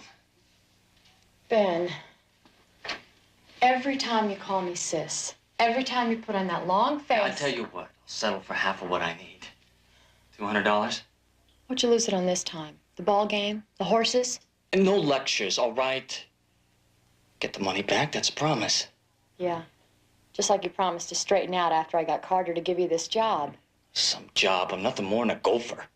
But it could lead to other things, maybe even directing. But you'd rather spend your life gambling, wouldn't you? I'm not asking for anything I don't have coming. I'm always the heavy, aren't I, Ben? Hey, you owe me, Sybil. Hi, Sybil. Oh, hi, Laura. You're looking well. Are you feeling better? Yes, yes. Well, I'd like you to meet my friend, Betty Jones. She might be playing the part of Agnes. Oh, I hope you get it. Good luck. Thanks. From what Laura tells me, you certainly had your share of it. I mean, the starring part of Lydia. I know. I keep pinching myself. Miss Jones? I see Laura's given you a script. All right, you can keep that. We pay equity minimum. Welcome aboard. Oh, well, thank you, Mr. Stone. When Duffy's free, you get together with him and learn the song, all right? All right, everybody, let's get it on. Come on, Betty. I can't wait to show you the wardrobe. You're going to love it. Congratulations. Oh, thanks. All right, let's do it.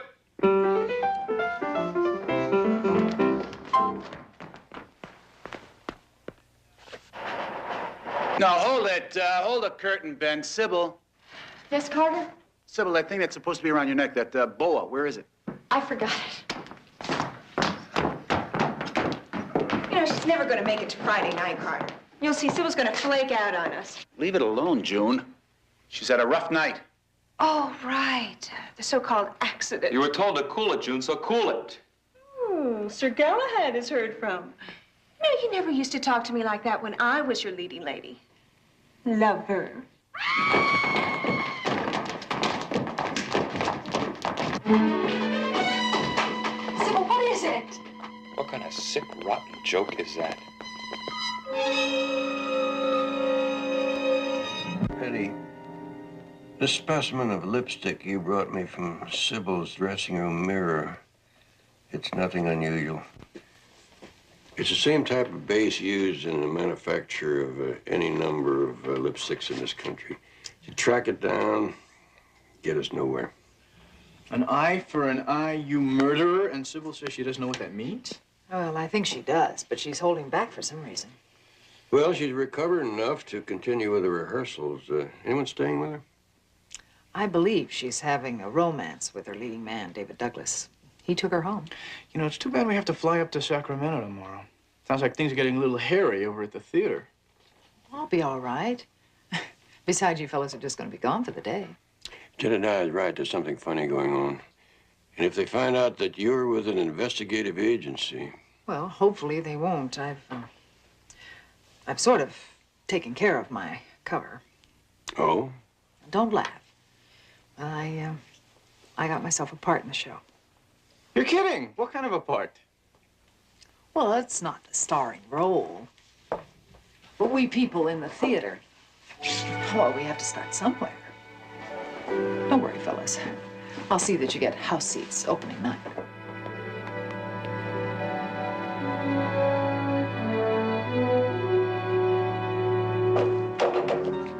Stop that, David! I've got enough on my mind without worrying about you breaking your neck.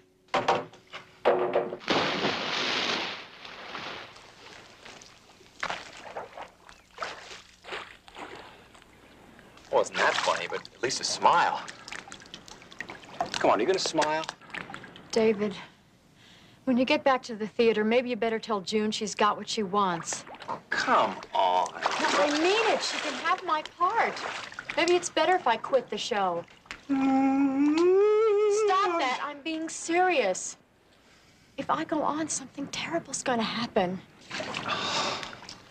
I'm gonna go in there and get dressed. Then I'm gonna take us to rehearsal. And if you give me any more lip,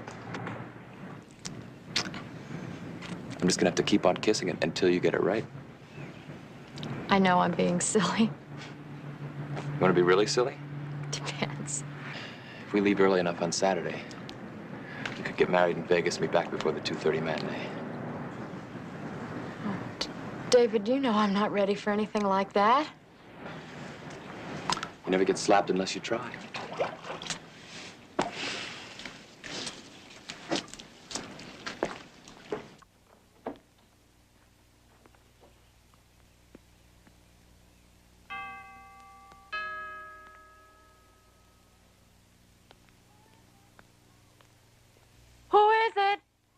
Oh, it's Betty. Betty Jones. Oh. Hi. Hi. I was just passing by on my way to rehearsal, and I thought I'd see if you needed a lift. Oh, that's okay. David's taking me. Ah.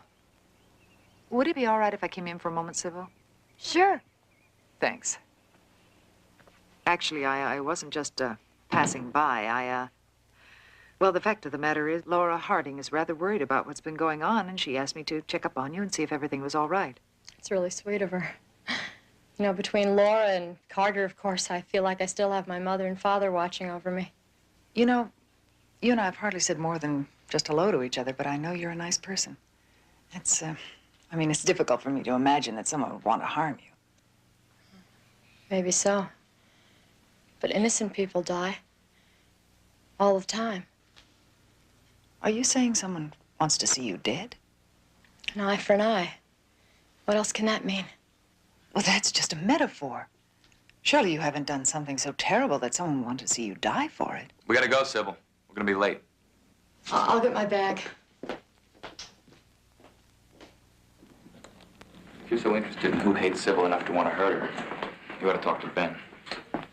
The stage manager? He's her brother, isn't he? Ben Naughton's her half-brother, but he's rotten clear through.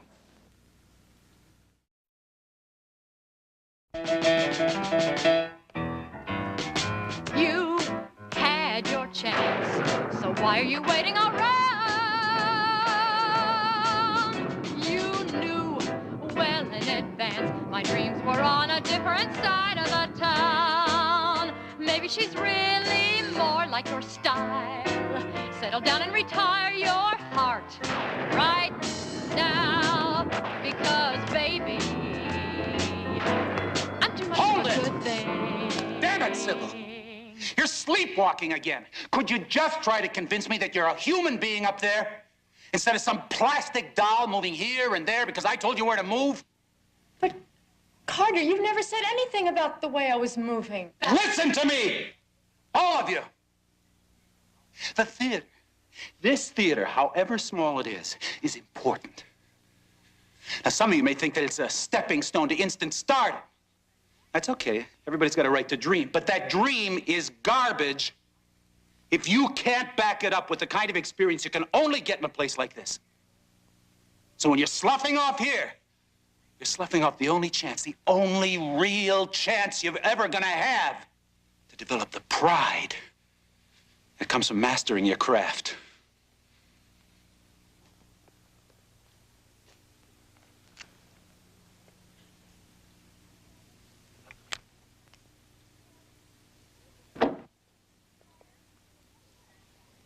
Carter, come look what I found. All right, stick around, David. I want to try that before the run-through tonight. I'd like you to meet a thief. What's going on? Carter, going through my things? Come on. Granted, I haven't been in a show for a long time, but when I was, well, it was like being in a big family. If I wanted to borrow some eyeshadow or something, I certainly wasn't called a thief for doing so. That's a lipstick you've taken, not an eyeshadow. Yes, it certainly is, isn't it? And it struck me as being odd. It's blended this way. As if this could have been used to write on Sybil's mirror. You're crazy. Let me see that.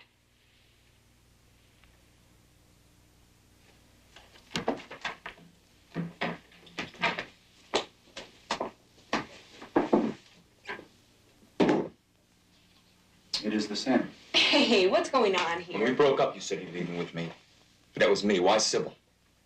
I didn't do it, I swear. Look, it's not even the same kind of lipstick I use. Someone must have put it there.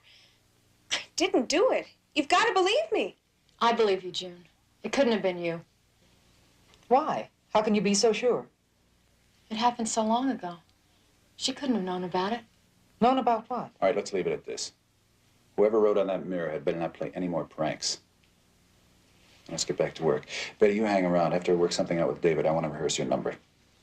I've got some errands to run. I'll see you at home.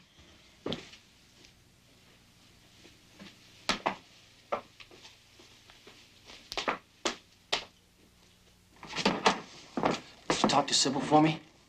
Yes, I did. I told her not to lend you any more money. Oh, so that's the way it's gonna be, huh, buddy boy? That nice big house, all that loot she inherited. You want it all for yourself. You're sick. You know that?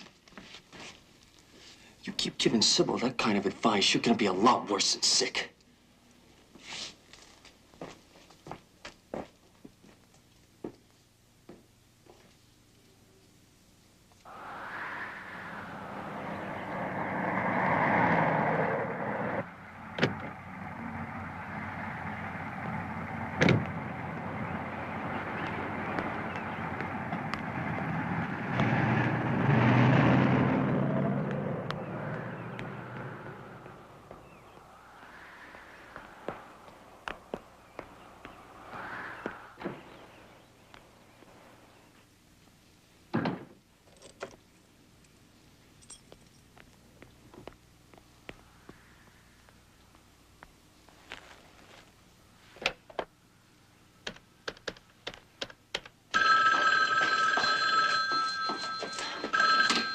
Hello?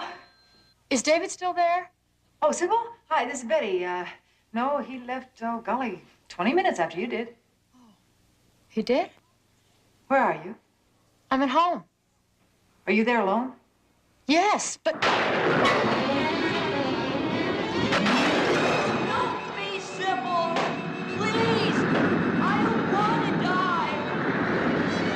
No, Sybil! I don't want to die! I'm drowning! Sybil, what is it? Sybil, are you all right?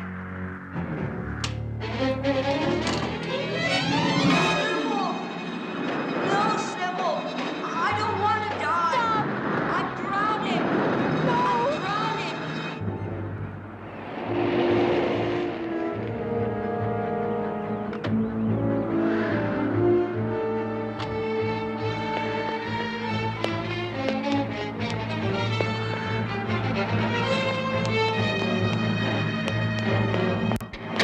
Sybil!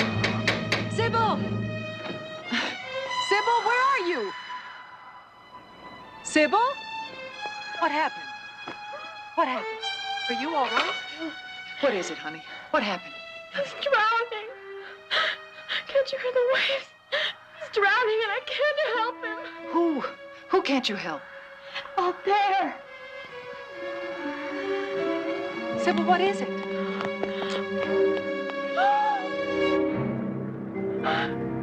Oh, good Lord, it's David.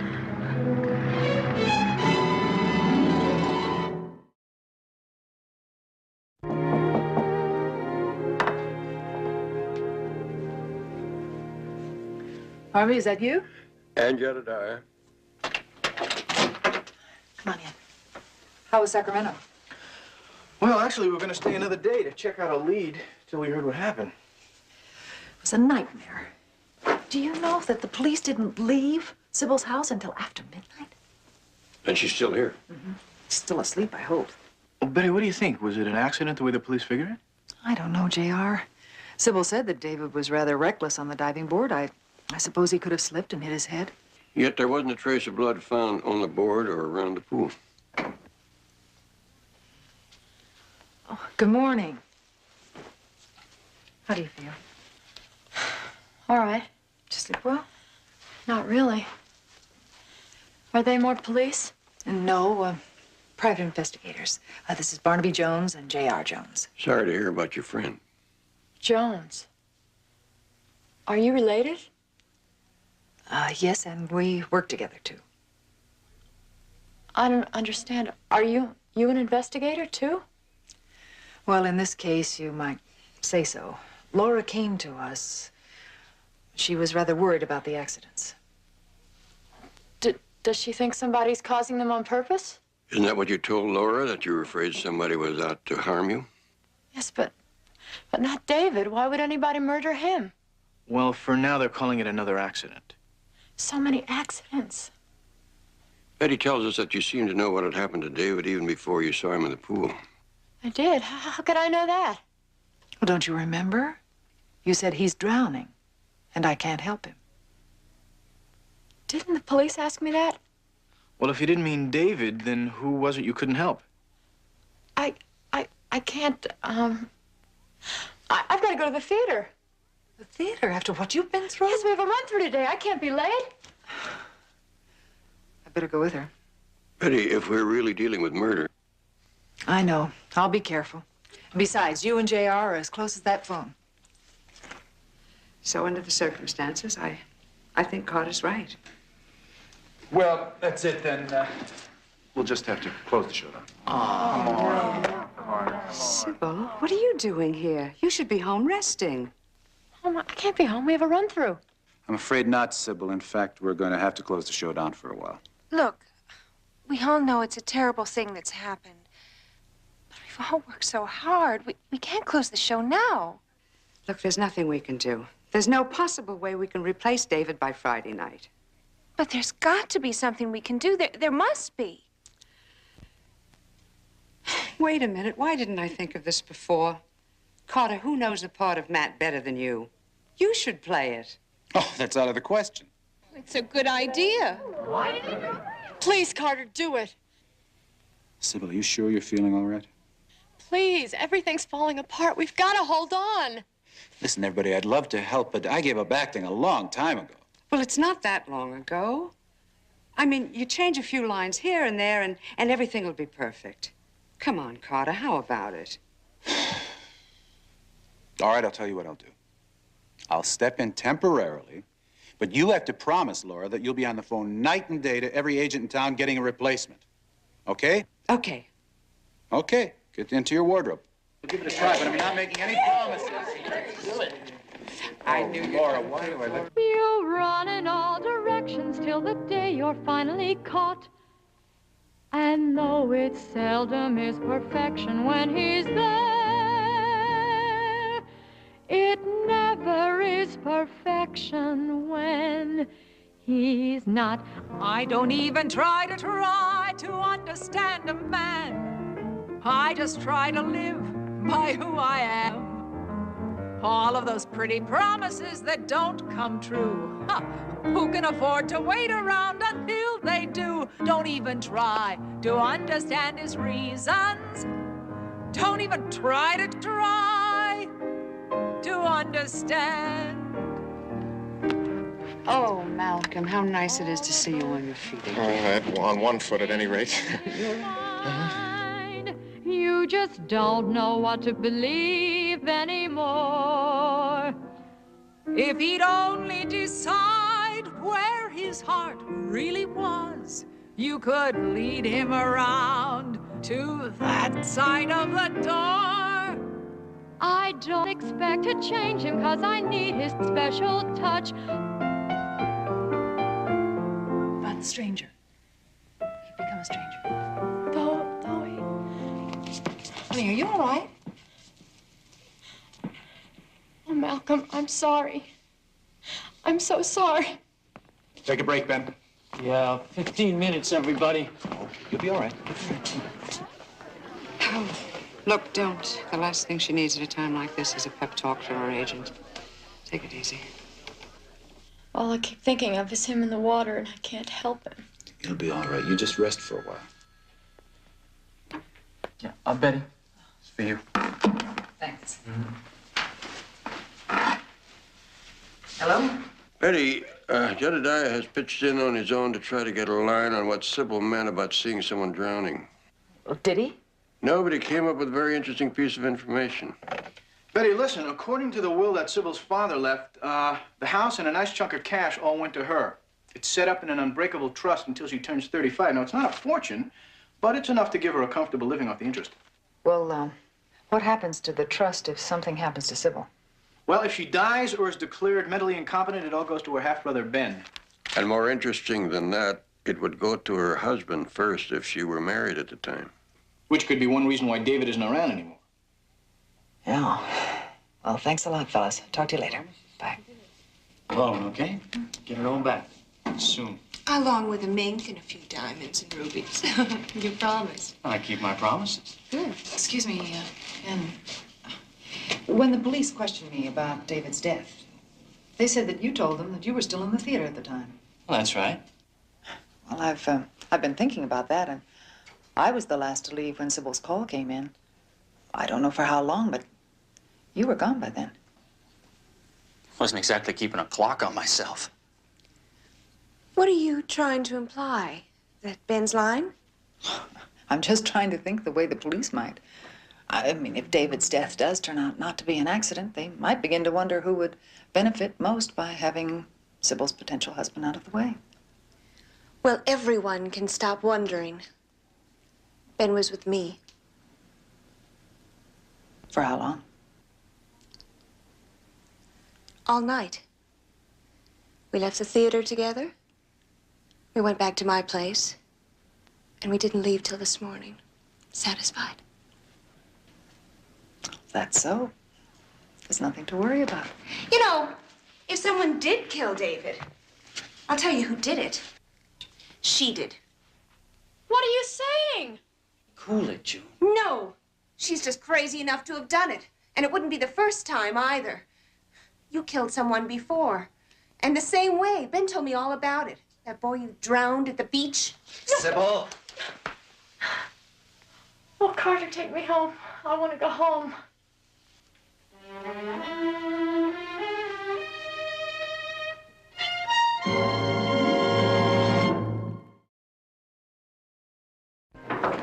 There you go, my man. I pay my debts.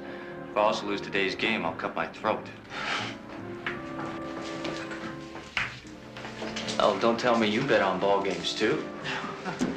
From what I hear, I could never be in your league. Well, sit down. Want a drink? Well, tell me, what makes me so popular all of a sudden? Well, I'd like to find out what June meant when she said that Sybil killed a boy on the beach. Is it with you? I would like to be able to help Sybil, but I can't unless I know something about her. Well, it was a long time ago. Sybil was 15. Her birthday. She and his friend, Tommy, left the party and went for a swim. They were alone on the beach. Tommy drowned. Why did you tell June that it was Sybil's fault? June likes to embellish my stories. I never put it that way. I don't even think Sybil knows herself exactly what happened. At any rate, found her later, wandering alone on the shore. Whatever really happened, she blocked out. Took 3 years and some very expensive shrinks to get her head back together again. Is that how she got started with the acting and singing? Laura Harding said it was some sort of therapy for her. Carter Stone's identity therapy class of acting. Did a pretty good job on it, too. Up to now. I don't know why you put up with me. I really don't. Simple. Because I love you. Don't get carried away. I love all my students, especially when they're as charming and as pretty as you. And now that we're charter members of our Mutual Admiration Society, what do you want to do about the show? You still want me to turn your part over to June? It's the only thing I can do. Now that Ben has told June about Tommy and June is telling everybody else, don't you see I can't go up on stage and have everybody knowing? Staring at the freak, the murderer. Sybil, please, stop that. But it's all right, isn't it? For me to stay on with you at the school like we said. I need that. Of course. It's all right. I'll call you later.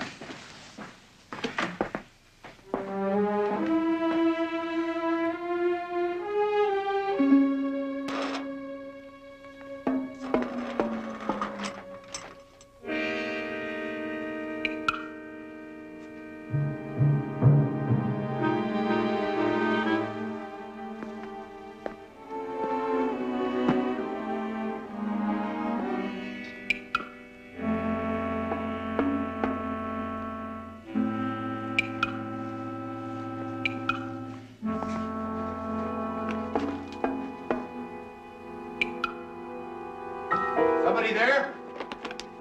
It's, me, Carter. Betty. Oh, Betty, well, didn't they tell you I've pushed rehearsal back to 3 o'clock because June is going to take over Sybil's part? Oh, that's a shame. I'm sorry to hear that. Something else. J.R. Jones asked you to call him back. You can use the phone in my office. Oh, fine, thank you.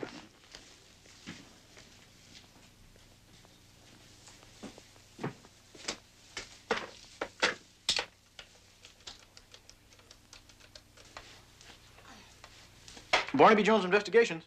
Hi, JR. Did you get anything on Ben's alibi? Well, Betty, apparently June was telling the truth. After I dropped Barnaby off at the DA's office, I went to see June's landlady, and she says that Ben was with her at the time David was supposed to have drowned. You mean the landlady saw them together the whole time? Well, I don't think she actually peeked through the keyhole, if that's what you mean, but being a hawk-eyed old biddy, she did see Ben leave the next morning. Well, then conceivably, he could have left at any time and then come back.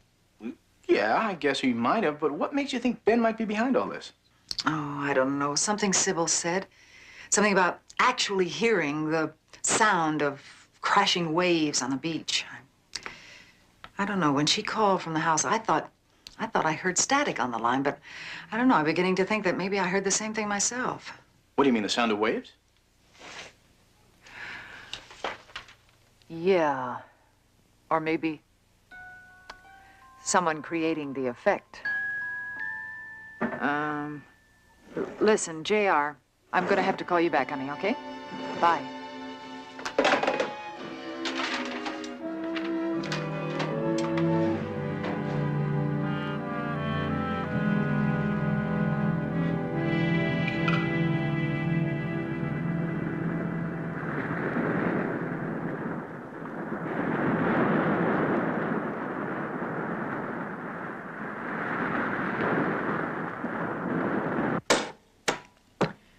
Is that what you heard?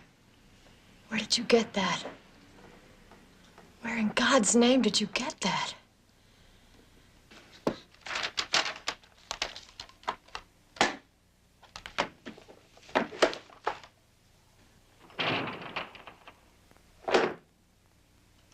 Ben?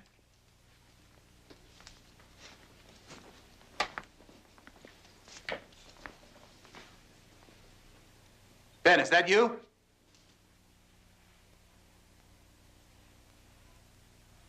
Sybil, what are you doing here? Carter, I'm really embarrassed. Would you hate me very much if I changed my mind? That's a lady's privilege. About what?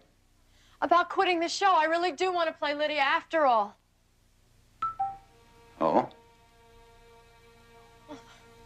Say it's all right. Please say you want me to do it. Yes, of course I do. Oh, Carter. For a while there, I thought, oh, you don't know how happy you've made me. You also have to consider your real happiness. But working with you is my happiness. The play is my happiness. Sybil, shh, listen to me now, listen to me. You're not all that well yet. If you go on Friday night and break down on stage... Then you don't want me to do the show. No, I'm just thinking of you. Which is more than that agent of yours is doing. Now, Malcolm made a bad mistake inviting all those important casting people for opening night. If you fall apart on them, they'll never forget it. But that's the chance every performer takes. No, but not yet, Sybil. You're not ready. Why are you so anxious to leave me? Is that what you're afraid of, that I'll leave you? Sybil, you need more time to get your health back. When you said you loved me, you really meant it, didn't you? It wasn't just as a pupil. I thought I hid it pretty well. Why didn't you tell me? Oh, Sybil. What are you lurking around for? Betty, I can't. It's all right, Sybil. What's going on here? What are you two up to? Just trying to get at the truth, Carter. Why anyone would go to such lengths to make Sybil quit the show. Make her quit? Nobody'd do that. You did, didn't you? Because you thought that she'd be discovered and then you'd lose her? You tried to keep me by frightening me. No. What kind of lies have you been telling her?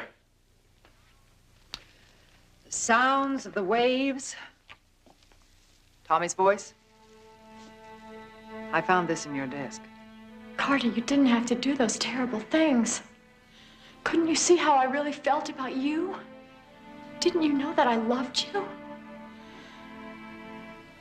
But David, you were going to marry him. David was a friend. You didn't have to kill him. No, don't cry. I'll make it up to you, I promise. It's too late. Carter, It'll go a lot easier on you, Carter, if you make the call to the police yourself. No. No, police. No, no. I'm taking Sybil away. And you're not gonna stop me. It's no use. I work for a private investigator, and I've already called him. Please don't hurt anybody else! If you love Sybil, make the call. You owe her that much.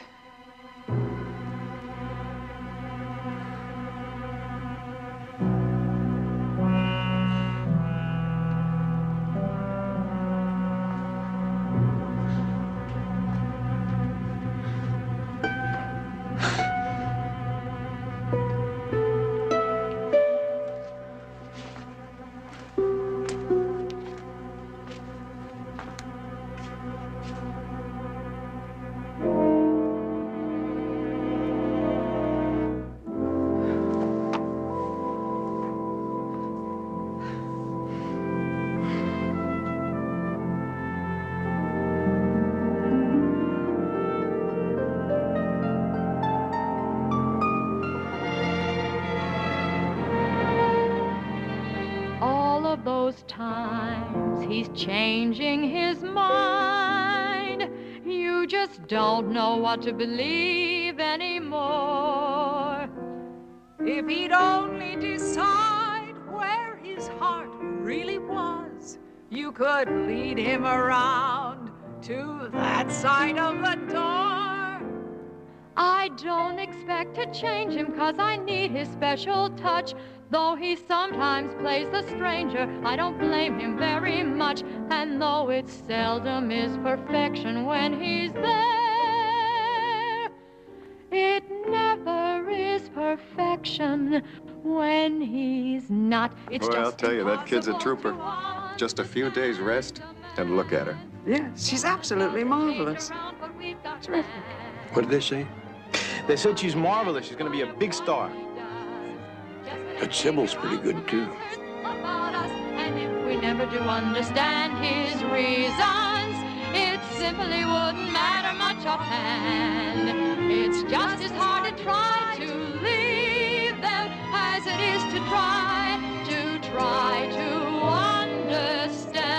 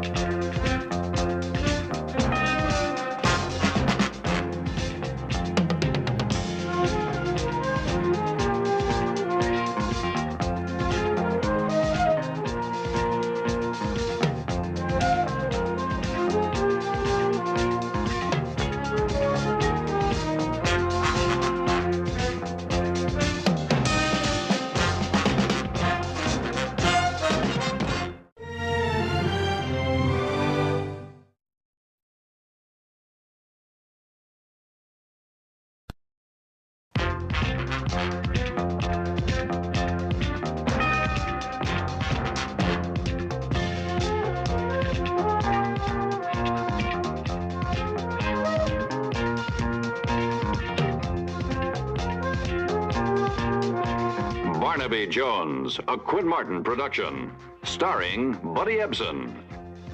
Also starring Lee Merriweather, Mark Shera, with guest stars Darlene Carr, Gary Swanson, David Hollander. Tonight's episode, Victim of Love.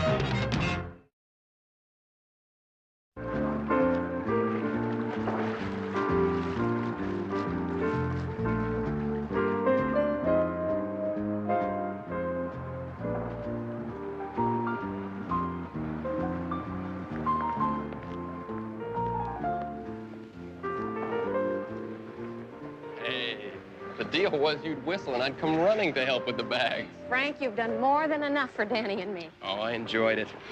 I know it's good you got a job so you can move, but we're gonna miss you around here, pretty lady. Ah, it's been nice, but expensive. And an apartment will be a real home, won't it, Danny? As long as it has a swimming pool. He's really water safe now, thanks to you. Oh, Yeah, I can even swim underwater. Yeah, well, you keep practicing your front crawl, Tiger. That's it. And work on your breathing.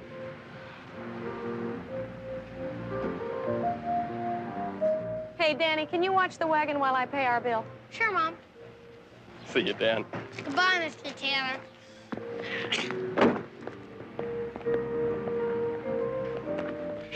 Julia, listen. I don't want to lose track of you. How about dinner sometime? Yeah, I'd like that. Give me a little time to get settled, and I'll call you, all right? Okay, sure.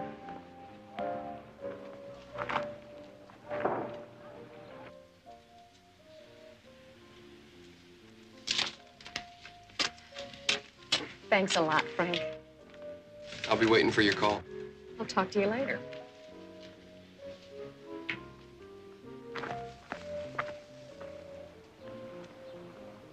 Oh, well, hope we haven't forgotten anything. Uh-oh.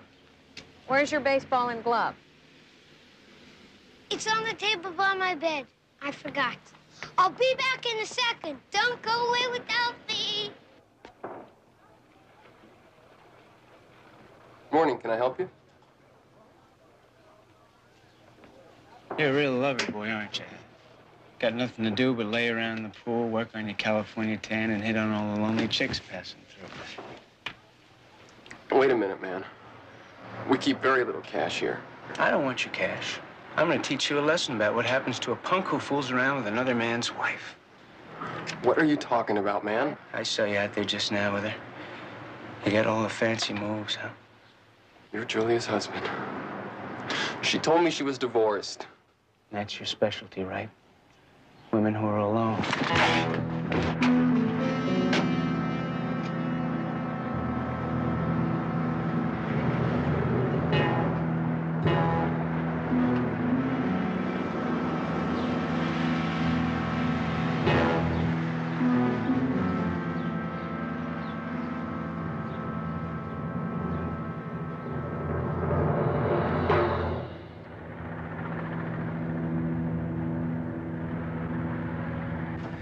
Betty, are you sure she said 11 o'clock?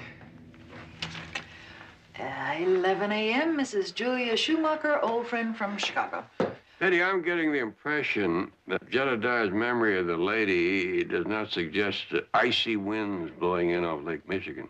Oh, Barnaby, you know how it is when you've had a crush on the girl down the block since you're 12, and all of a sudden she's the homecoming queen, you know. Mrs. Schumacher sounds rather special. How come you let her get away? I never really got that serious. Anyway, let me see. When I was in Vietnam, a guy named Floyd Schumacher finished his hitch, came home, and swept her off her feet.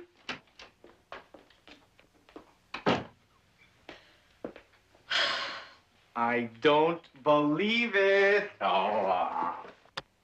How did you find me? Memory banks. When you took off for California, Floyd told me you had a cousin out here, a private investigator. Mrs. Julia Schumacher. That's my cousin Barnaby there. And the good-looking member of the family, Betty Jones. Hi. Hi. We're very happy to meet you, Julia. I hope you'll forgive us for continuing with our work. I'm sure you and Jedediah have a lot of catching up to do. Sit, sit. How is Floyd? What are you two out here on vacation or something? I should have told you, J.R. Floyd and I are divorced. You two seem like such a great couple. I got my final decree about 3 months ago. How is your little boy, Danny? He lives with me. And he's not so little anymore. He's 7, and he's all boy. How long have you been in town? Well, about a week. And you're just looking me up now? I'm not sure how to take that. Well, I wanted to get settled first. J.R., I need a favor. Well, you name it. You got it. Well, I've been offered a job, cashier in a drugstore. But the owner wants a local reference before he arranges to bond me. I hate imposing on you when I haven't seen you in 2 years, but I really need this job. Imposing? What, are you kidding? I'll get you a second one, a better one from Barnaby. On one condition. Sure, what? That you have lunch with me today. Only if you promise to leave the anchovies off the pizza. Nothing's changed. The anchovies never had a chance.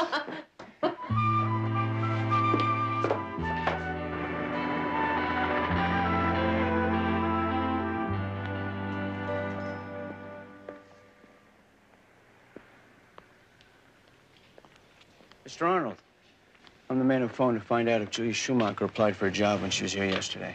Oh, yeah, you said you were with the Chicago police. Mrs. Schumacher's from Chicago, also more recently Omaha. Yeah, I know.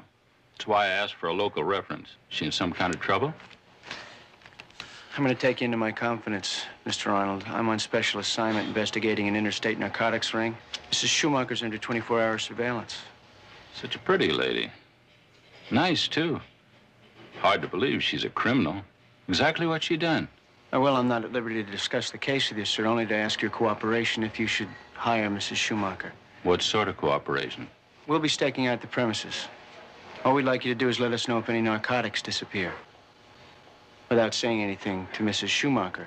We're hoping that she'll lead us to the other members of the ring. Oh, my brother and I, we never had any trouble in our store. Maybe a little shoplifting. Sometimes an employee takes a free sample, but never drugs. We hope you'll take Mrs. Schumacher on, Mr. Arnold, but I'm under orders to inform you that there could be some danger. If a holdup were to be staged after she's had some time to case your supplies. A holdup? Maybe I better not get involved with this woman. I mean, who needs trouble?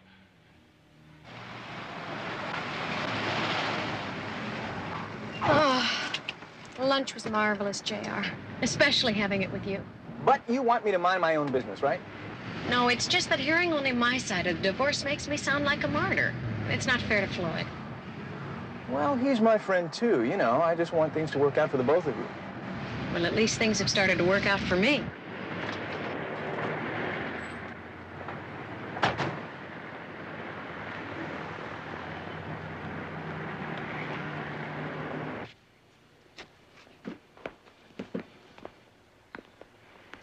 Oh, Ms. Schumacher. I didn't think you were coming back. The job, it's taken. Yes, but Mr. Arnold, I told you I could get a reference. You promised to wait till today. I'm sorry, young lady. I must have misunderstood. Another woman came in and applied for the job. Wasn't as pretty as you. My brother hired her. Look, Mr. Arnold, I brought 2 references. Oh, I'm sorry. Really, but there's nothing I can do.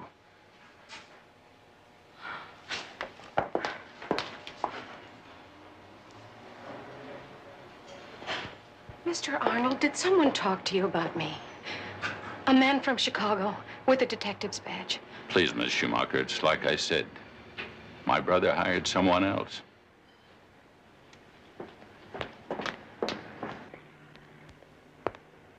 Julia, look, I don't want to be pushy, but why don't you level with me? I might be able to help you. It's nothing. I'll be all right.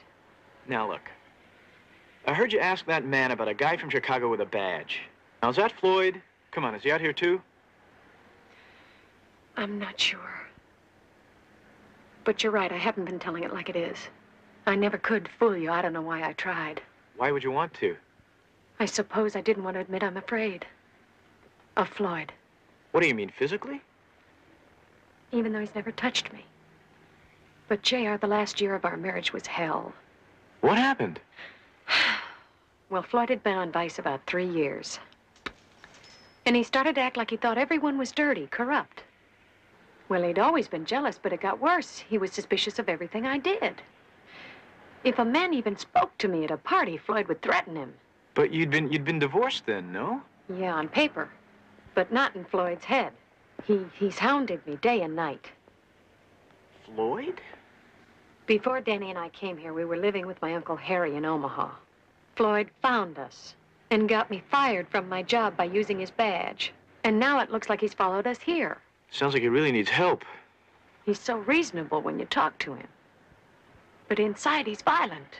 JR, I just don't know what he's going to do to me. All right, take it easy now. Nothing's going to happen to you here. You're among friends, okay?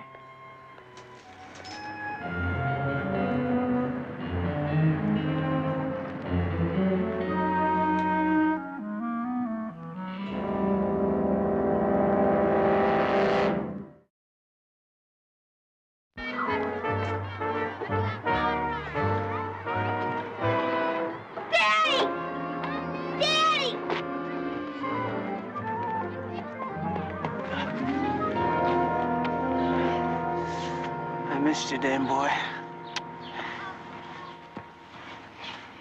can I go home now? I want to go home. Sure.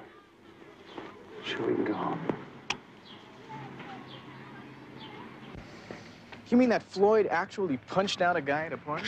Yes, someone we hardly knew. The man was just talking to me. Thank God he wasn't seriously hurt.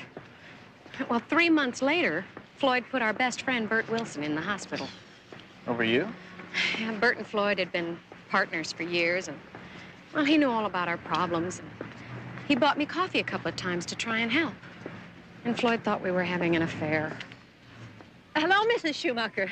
Here to pick up Danny already? Yes. I'll get him for you. Did the department ever find out that Floyd assaulted his partner? Well, Bert tried to cover it up, but there was just no way. Floyd was suspended and told to see a police psychologist. Smart move. Yeah, but he only went a few times. And then he just dropped out and sat around the house drinking. A lot.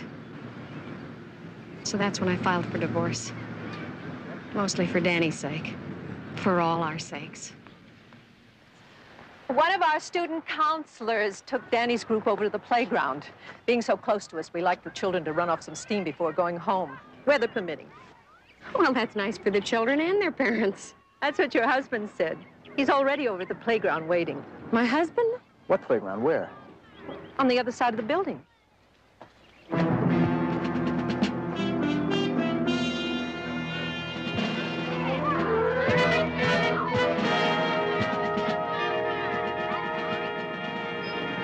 There's Danny, by the ice cream truck. I'll get him.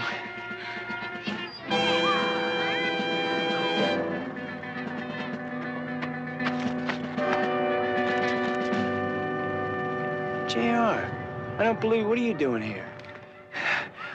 Julia and I were looking for Danny. She didn't know you were in town, Floyd. Just blown from the Windy City, old buddy. Gonna look you up tomorrow. Yeah, you remember JR, don't you, son? Sorta. Hi. Hi, Danny. It's been a long time. Danny.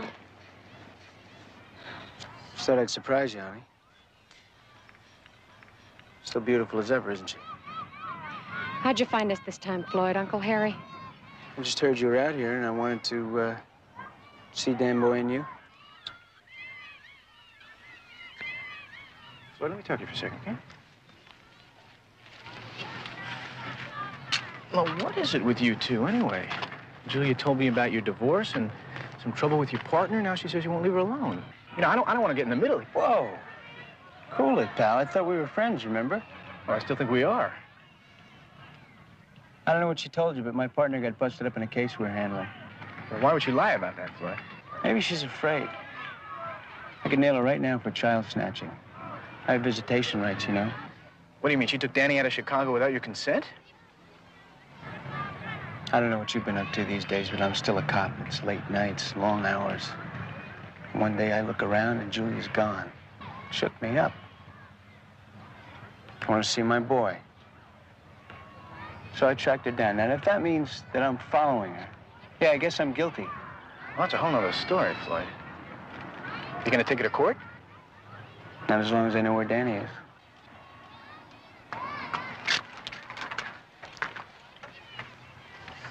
I'm sorry we can't have some more fun. But I gotta go meet a friend and see if he can put me up, okay? You have to go. Mm-hmm.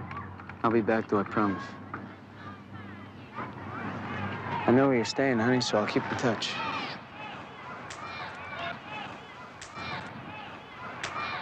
We gotta get together, tell some old war stories, JR. Hey, make it soon, huh?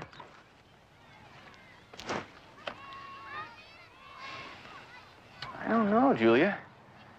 Seems like the same old Floyd to me. He's not, JR.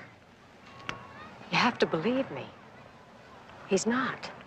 When you care about both people, it's brutal to be caught in the middle, let alone take sides. JR, but Julia is divorced. She has a right to live her own life. That may be, but family quarrels are a ticklish business. 9 times out of 10, the friend who tries to help usually winds up being the loser. Where are Julia and the boy now?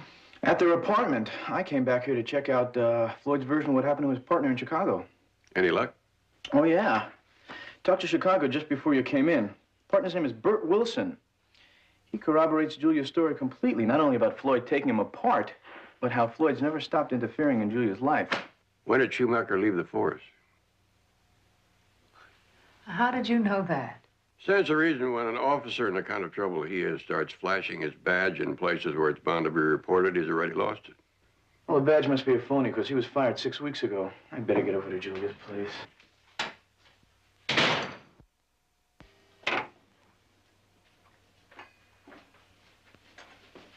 Can I go to play? Yeah, I guess so.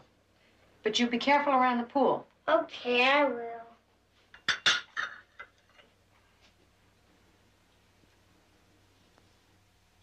Danny, I want you to play in your bedroom for a while and keep the door closed. Will you do that for Mommy? You said I could play outside. Not now, Danny. I mean it. In your room. No fair.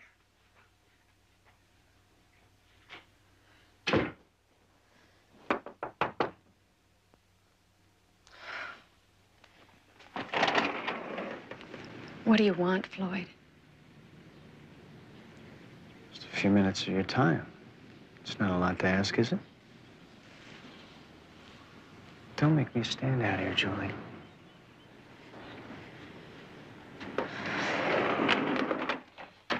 Floyd, if you want to see Danny, you'll have to go to court. It's you I came to see, to tell you that I've changed. I tried to write you a letter, but I knew that you wouldn't believe me unless I saw you face to face. Floyd. No, I mean it, Julie. I got a whole new life planned. And I know that we can work it out. If you just give it one last try. I'm sorry, Floyd. Really, I am. But we've made one last try too many times. I just don't have another one left in me. Look, I'll never ask you for anything. Just leave me alone. I can't. You're the only woman that I'll ever want. Losing you would be like putting a gun to my head. Floyd, don't say that. I'm warning you, I'll get the law to keep you away if I have to. Oh, that would be a bad move for both of us. You know the court says I have a right to see my son.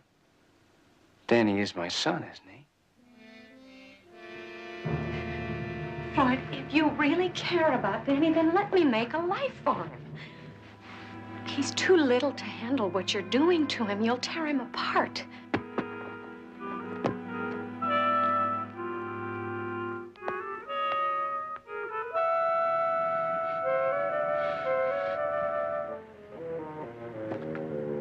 Remember the first day we met? The night that Danny was born? Well, we can keep all those things, and we can just wipe out the rest of the past 8 years. We'll go somewhere. We'll start again. Floyd, you can't wipe out 8 years of heartbreak. We both have too many scars. Now, please go.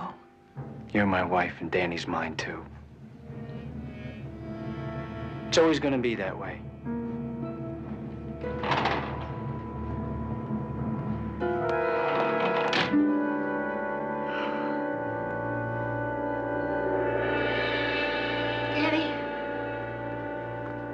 Danny, you can come out now.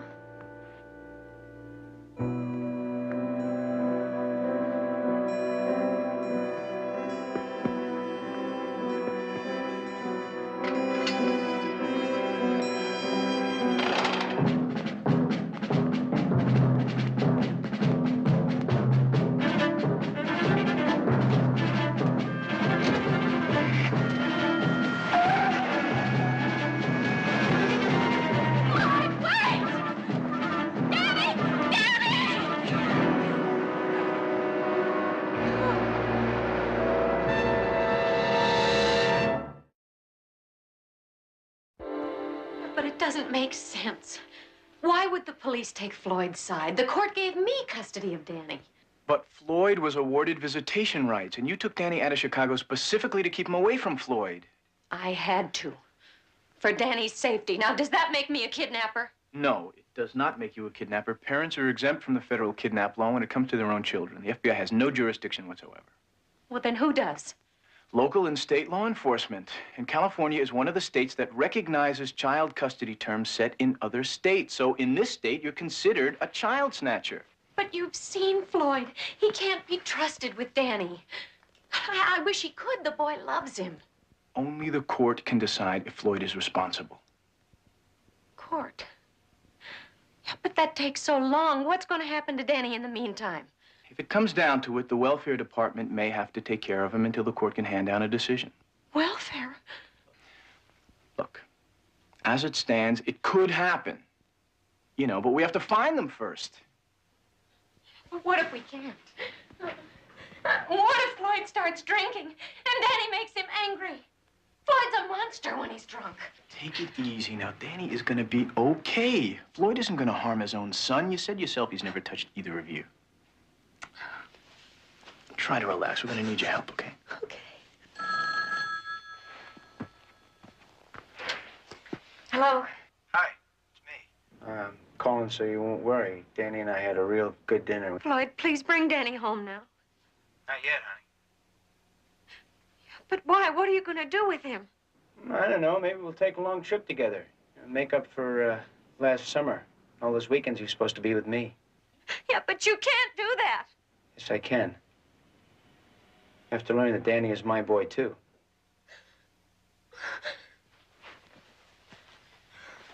Floyd, it's JR. What the hell are you doing there?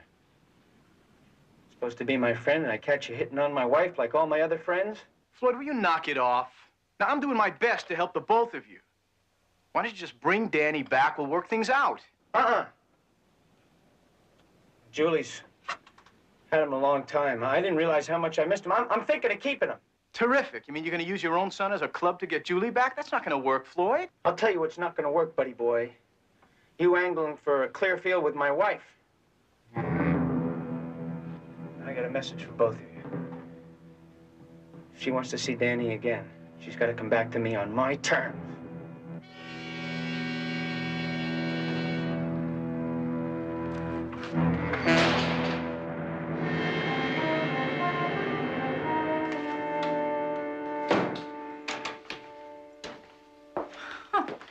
Well, aren't you the early bird, though? Yeah, the Jones family has a reputation for catching the proverbial worm. Oh, really? What happened to JR's side of the clan? Jedediah takes after his late father. Monroe and I used to do a little fishing when we were kids, but he never could see the sense of digging for worms when you could buy a can of them for a nickel. Trouble is, I used to have to lend him the nickel. That sounds like JR's side of the clan, all right. Morning. Morning. What is this, more stuff on the Sherman Art Collection? Looks like we have enough paper here to print a congressional record. The real tough part of this case is going to be checking out the security system. I want you around at that time. Okay, Barnaby, I'll be there. You know, I am really worried about Julia. Oh, how's she holding up? Well, I just talked to her before I left my place. She hasn't heard from Floyd since I talked to him last night, and she is coming apart at the seams. Jedediah, I took the liberty of calling the Chicago police early this morning. You talked to Burt Wilson? No, I talked to an old friend of your father's and mine who put me in touch with a police psychologist who tried to help Schumacher. Well, what did he say? Well, apparently, Schumacher was a pretty good cop until a little over a year ago. And even then, the boys upstairs tried to save his bacon by transferring him from vice to a robbery detail. It didn't work out? He was too unstable. Did the psychologist mention anything about Floyd's hang-ups? Schumacher didn't open up much, but he did take some tests. The results are bad news. He has strong suicidal tendencies and a very high violence curve. Oh, that's a really deadly combination. What happens if Floyd disappears with Danny? Or worse? I don't really think that's likely, Betty. Floyd's jealousy of Julia runs too deeply to leave her behind. The cold fact is, Schumacher appears to fit the tragic pattern you read about in the newspapers, where a man kills all the members of his family and then turns a weapon on himself. Oh, I better get over to Julia's place. Jedediah, the psychologist mentioned one other thing. Maybe Mrs. Schumacher can explain it. How can I explain something that just isn't true? Julia, I believe you. But according to Barnaby, that's what Floyd told the police psychologist. That Danny isn't his son? That he isn't sure he is. It's funny how things come back to haunt you. You want to tell me about it? Well, when Floyd got back from Vietnam, it was almost like I'd been waiting for him. In a month, we were engaged. We wanted each other so much we didn't wait. And I got pregnant. And that's when you got married. Later on, when Floyd got turned off women, he got this twisted idea that, well, if I was so willing with him, that there must have been others. And that I married him because I was already pregnant with someone else's child. JR, there were no others. Ever. I'm sorry to put you through that. But we have to know where Floyd is coming from if we're going to deal with him, you know. Does Floyd have many friends here? Only you that I know of. Oh, no, wait a minute. When we saw Floyd at the park, didn't he mention something about meeting a friend who was going to put him up? That's right. Wait a minute, there is someone. Al Carter. He and Floyd were buddies in Vietnam. All right, good. Where can I get in touch with him? I don't know. Well, he moved here a couple of years ago from Chicago to work as a salesman for some sporting goods company, I think. Do you know the name of the company? Oh, I'm sorry, JR. All right, let's be calm. Now, if that's Floyd, try to get him to talk to you as much as possible. See if you can find out where he is. Hello? I memorized your new phone number like you told me to. See, Mom? Oh, Danny, what a good boy. Dad said we'd see you soon. I miss you, Mommy. Where's your father, Danny? He went to the car to get something and told me to wait here for him. Hold on a minute, honey. Don't hang up. He's alone. Floyd went to the car to get something. Ask him if he knows where they are. Where are you calling from, Danny? Travel Town. There's a lot of trains and engines. Travel Town. Hold on again, son. I know the place. Tell Danny to hang up. See if you can get Floyd to stay around there for as long as possible, okay?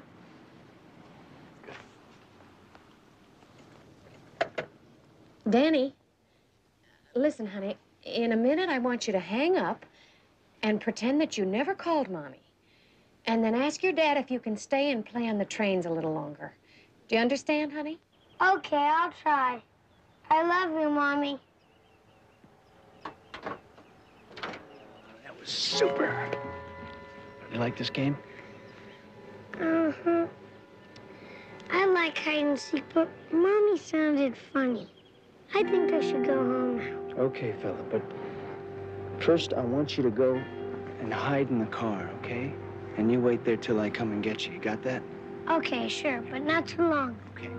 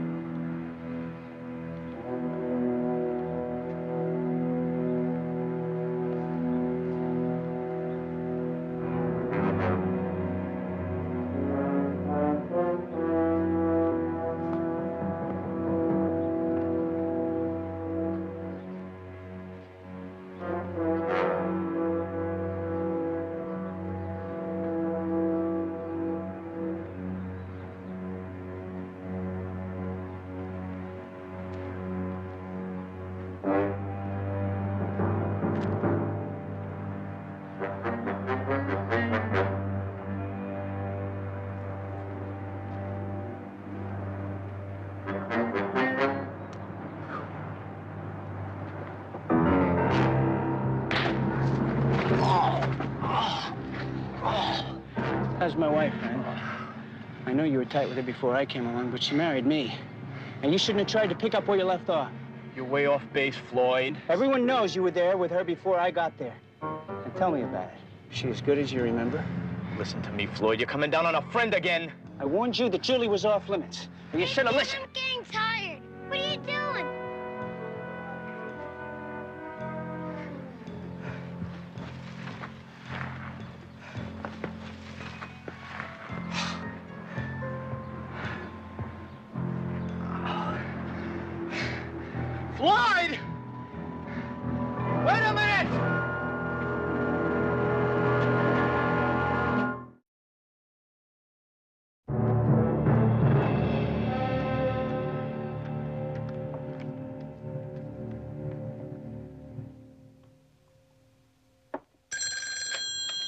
Hello?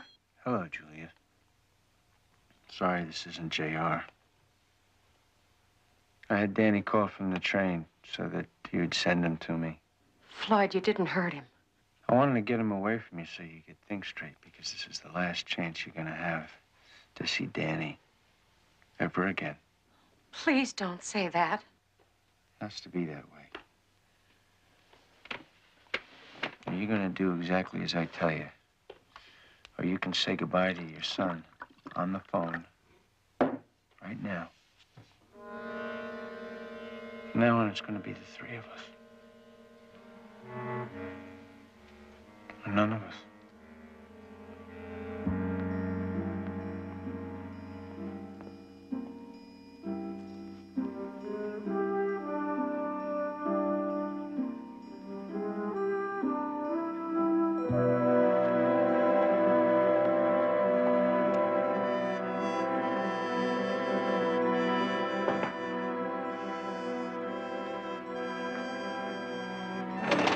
Was that Floyd? No. What happened? Are you all right? Julia, I don't have time for games. You were on the phone. Was that Floyd? All right. It was him. He said if I don't go to him, I'll never see Danny again. So I'm going. Are you telling me that you're willing to go back to him? To stay? Just till I find a way to get Danny away from him. Julia, that is much too dangerous. JR, you didn't hear Floyd's voice. I can't take any chances. Look, I don't care about myself anymore. Only Danny. Well, I happen to care about the three of you. Now, Floyd is a very sick man. Do you know what the police psychologist told Barnaby? That he might be suicidal. Or worse. JR, I know that I should listen to you, but... I've got to get something for this headache.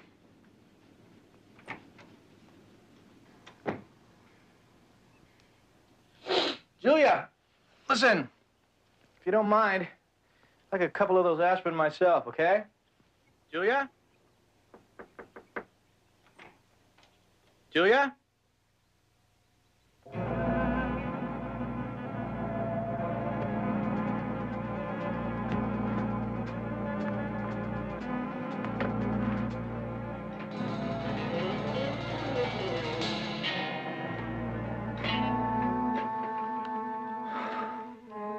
Betty, listen, I need your help really fast. I have to locate a sporting goods salesman by the name of Al Carter.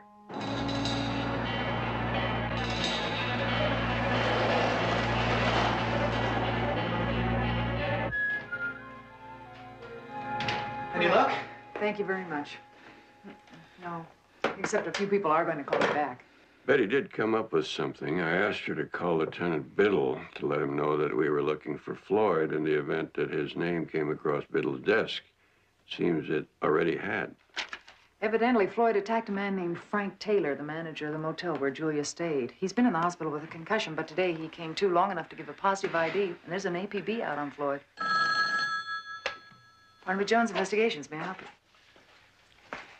Oh, yes, that does sound like the Al Carter we've been looking for. May I speak to him, please? Ma'am, this is an emergency. I need an address, a telephone number, something. Could you hold on, ma'am, please? Where'd you say he is? He's out in his sales territory. He won't be checking in till late this afternoon. No way to reach him. Tell her we have got to have his home address. Don't take no for an answer. Ma'am, as I said, this is an emergency. I need his address.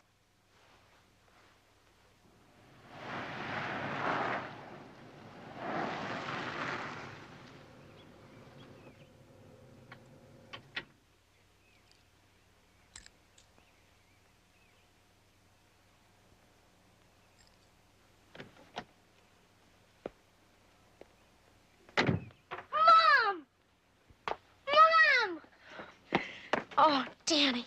Danny, sweetheart.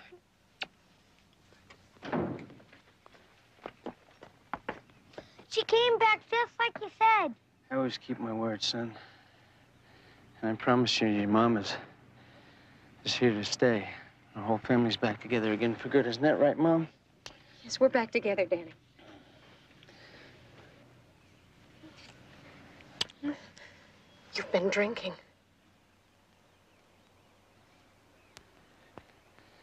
You give your mom a big hug, Dan boy. I love you, Mommy. All right. Now let's go get my gear and hit the road. Come on.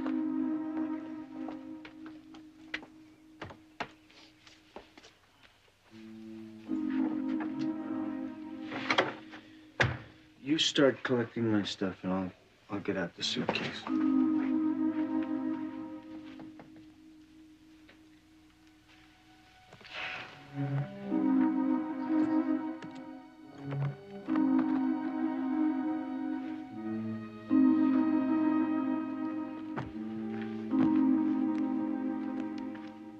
Julia. Don't sit down. We're ready to cut out. Can I ride with you, Dad? Sure, we're gonna ride in my car, son. We wouldn't want anything to happen to your mother, would we? No, sir. Come on, Mom. We're all riding together.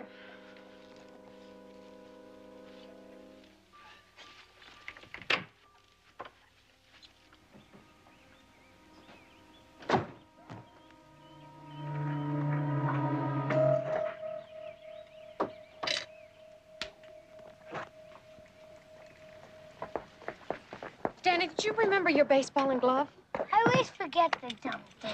Honestly, Danny. I'll go and get them. No, the house is locked. Your dad'll have to get them for you. I'll be right back.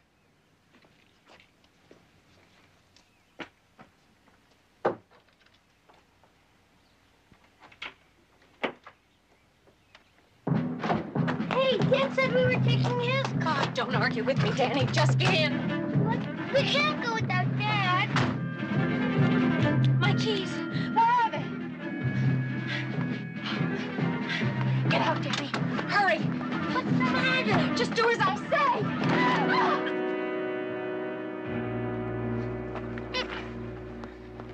Sorry, Danny. Looks like we're not leaving after all.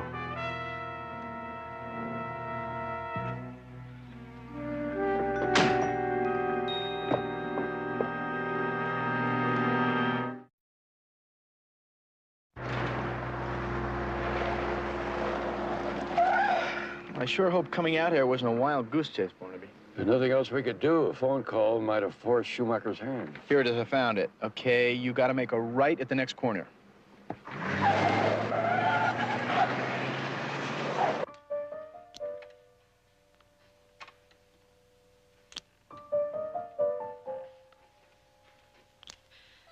Can't we leave now, Floyd? I promise I won't try to run away again. No. It's not gonna work. It's never gonna work. I know that now.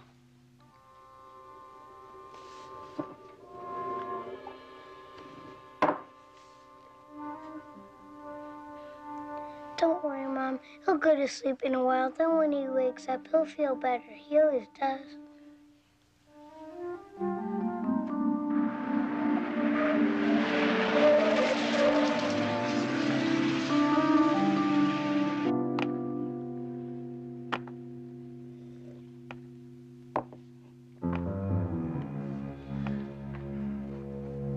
It's not gonna work. But we're gonna be together. That's all that counts. Dan, boy, why don't you give that ball a rest? Go on inside and take a nap. But you said we were going somewhere. You promised. We are, son. Going on a real long trip. You go on inside and take a nap. I'll be in a minute. Okay.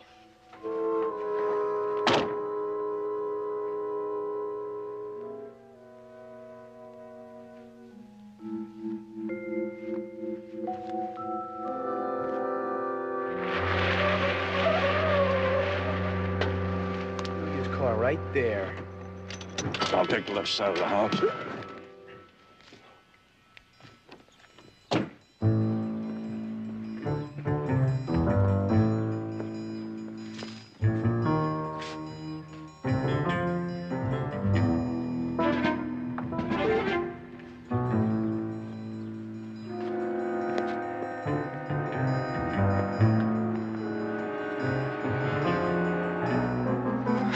He's in there all right with Floyd. He's got a pistol and a half-empty bottle. What about the boy? Must be in another room. I'd really like to try to get him out of there, Barnaby, before we try and deal with Floyd. Small house. Couldn't have more than a couple other rooms.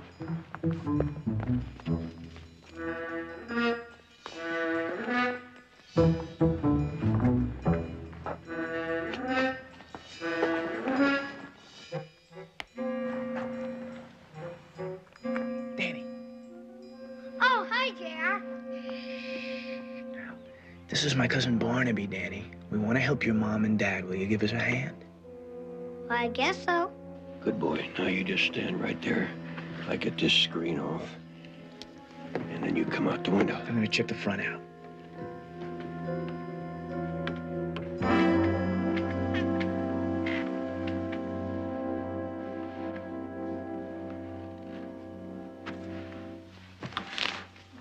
What are you doing, Floyd? Why didn't you let it work out? Oh, please don't. Everything. It's so hard.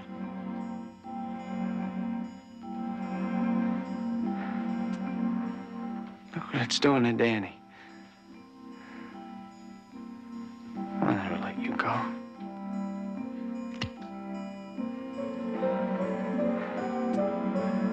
For God's sake, Floyd, stop!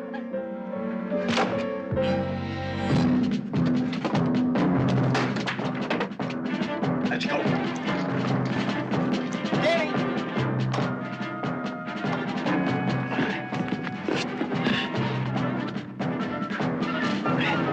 Give it up, Floyd. Give it up. It's all over.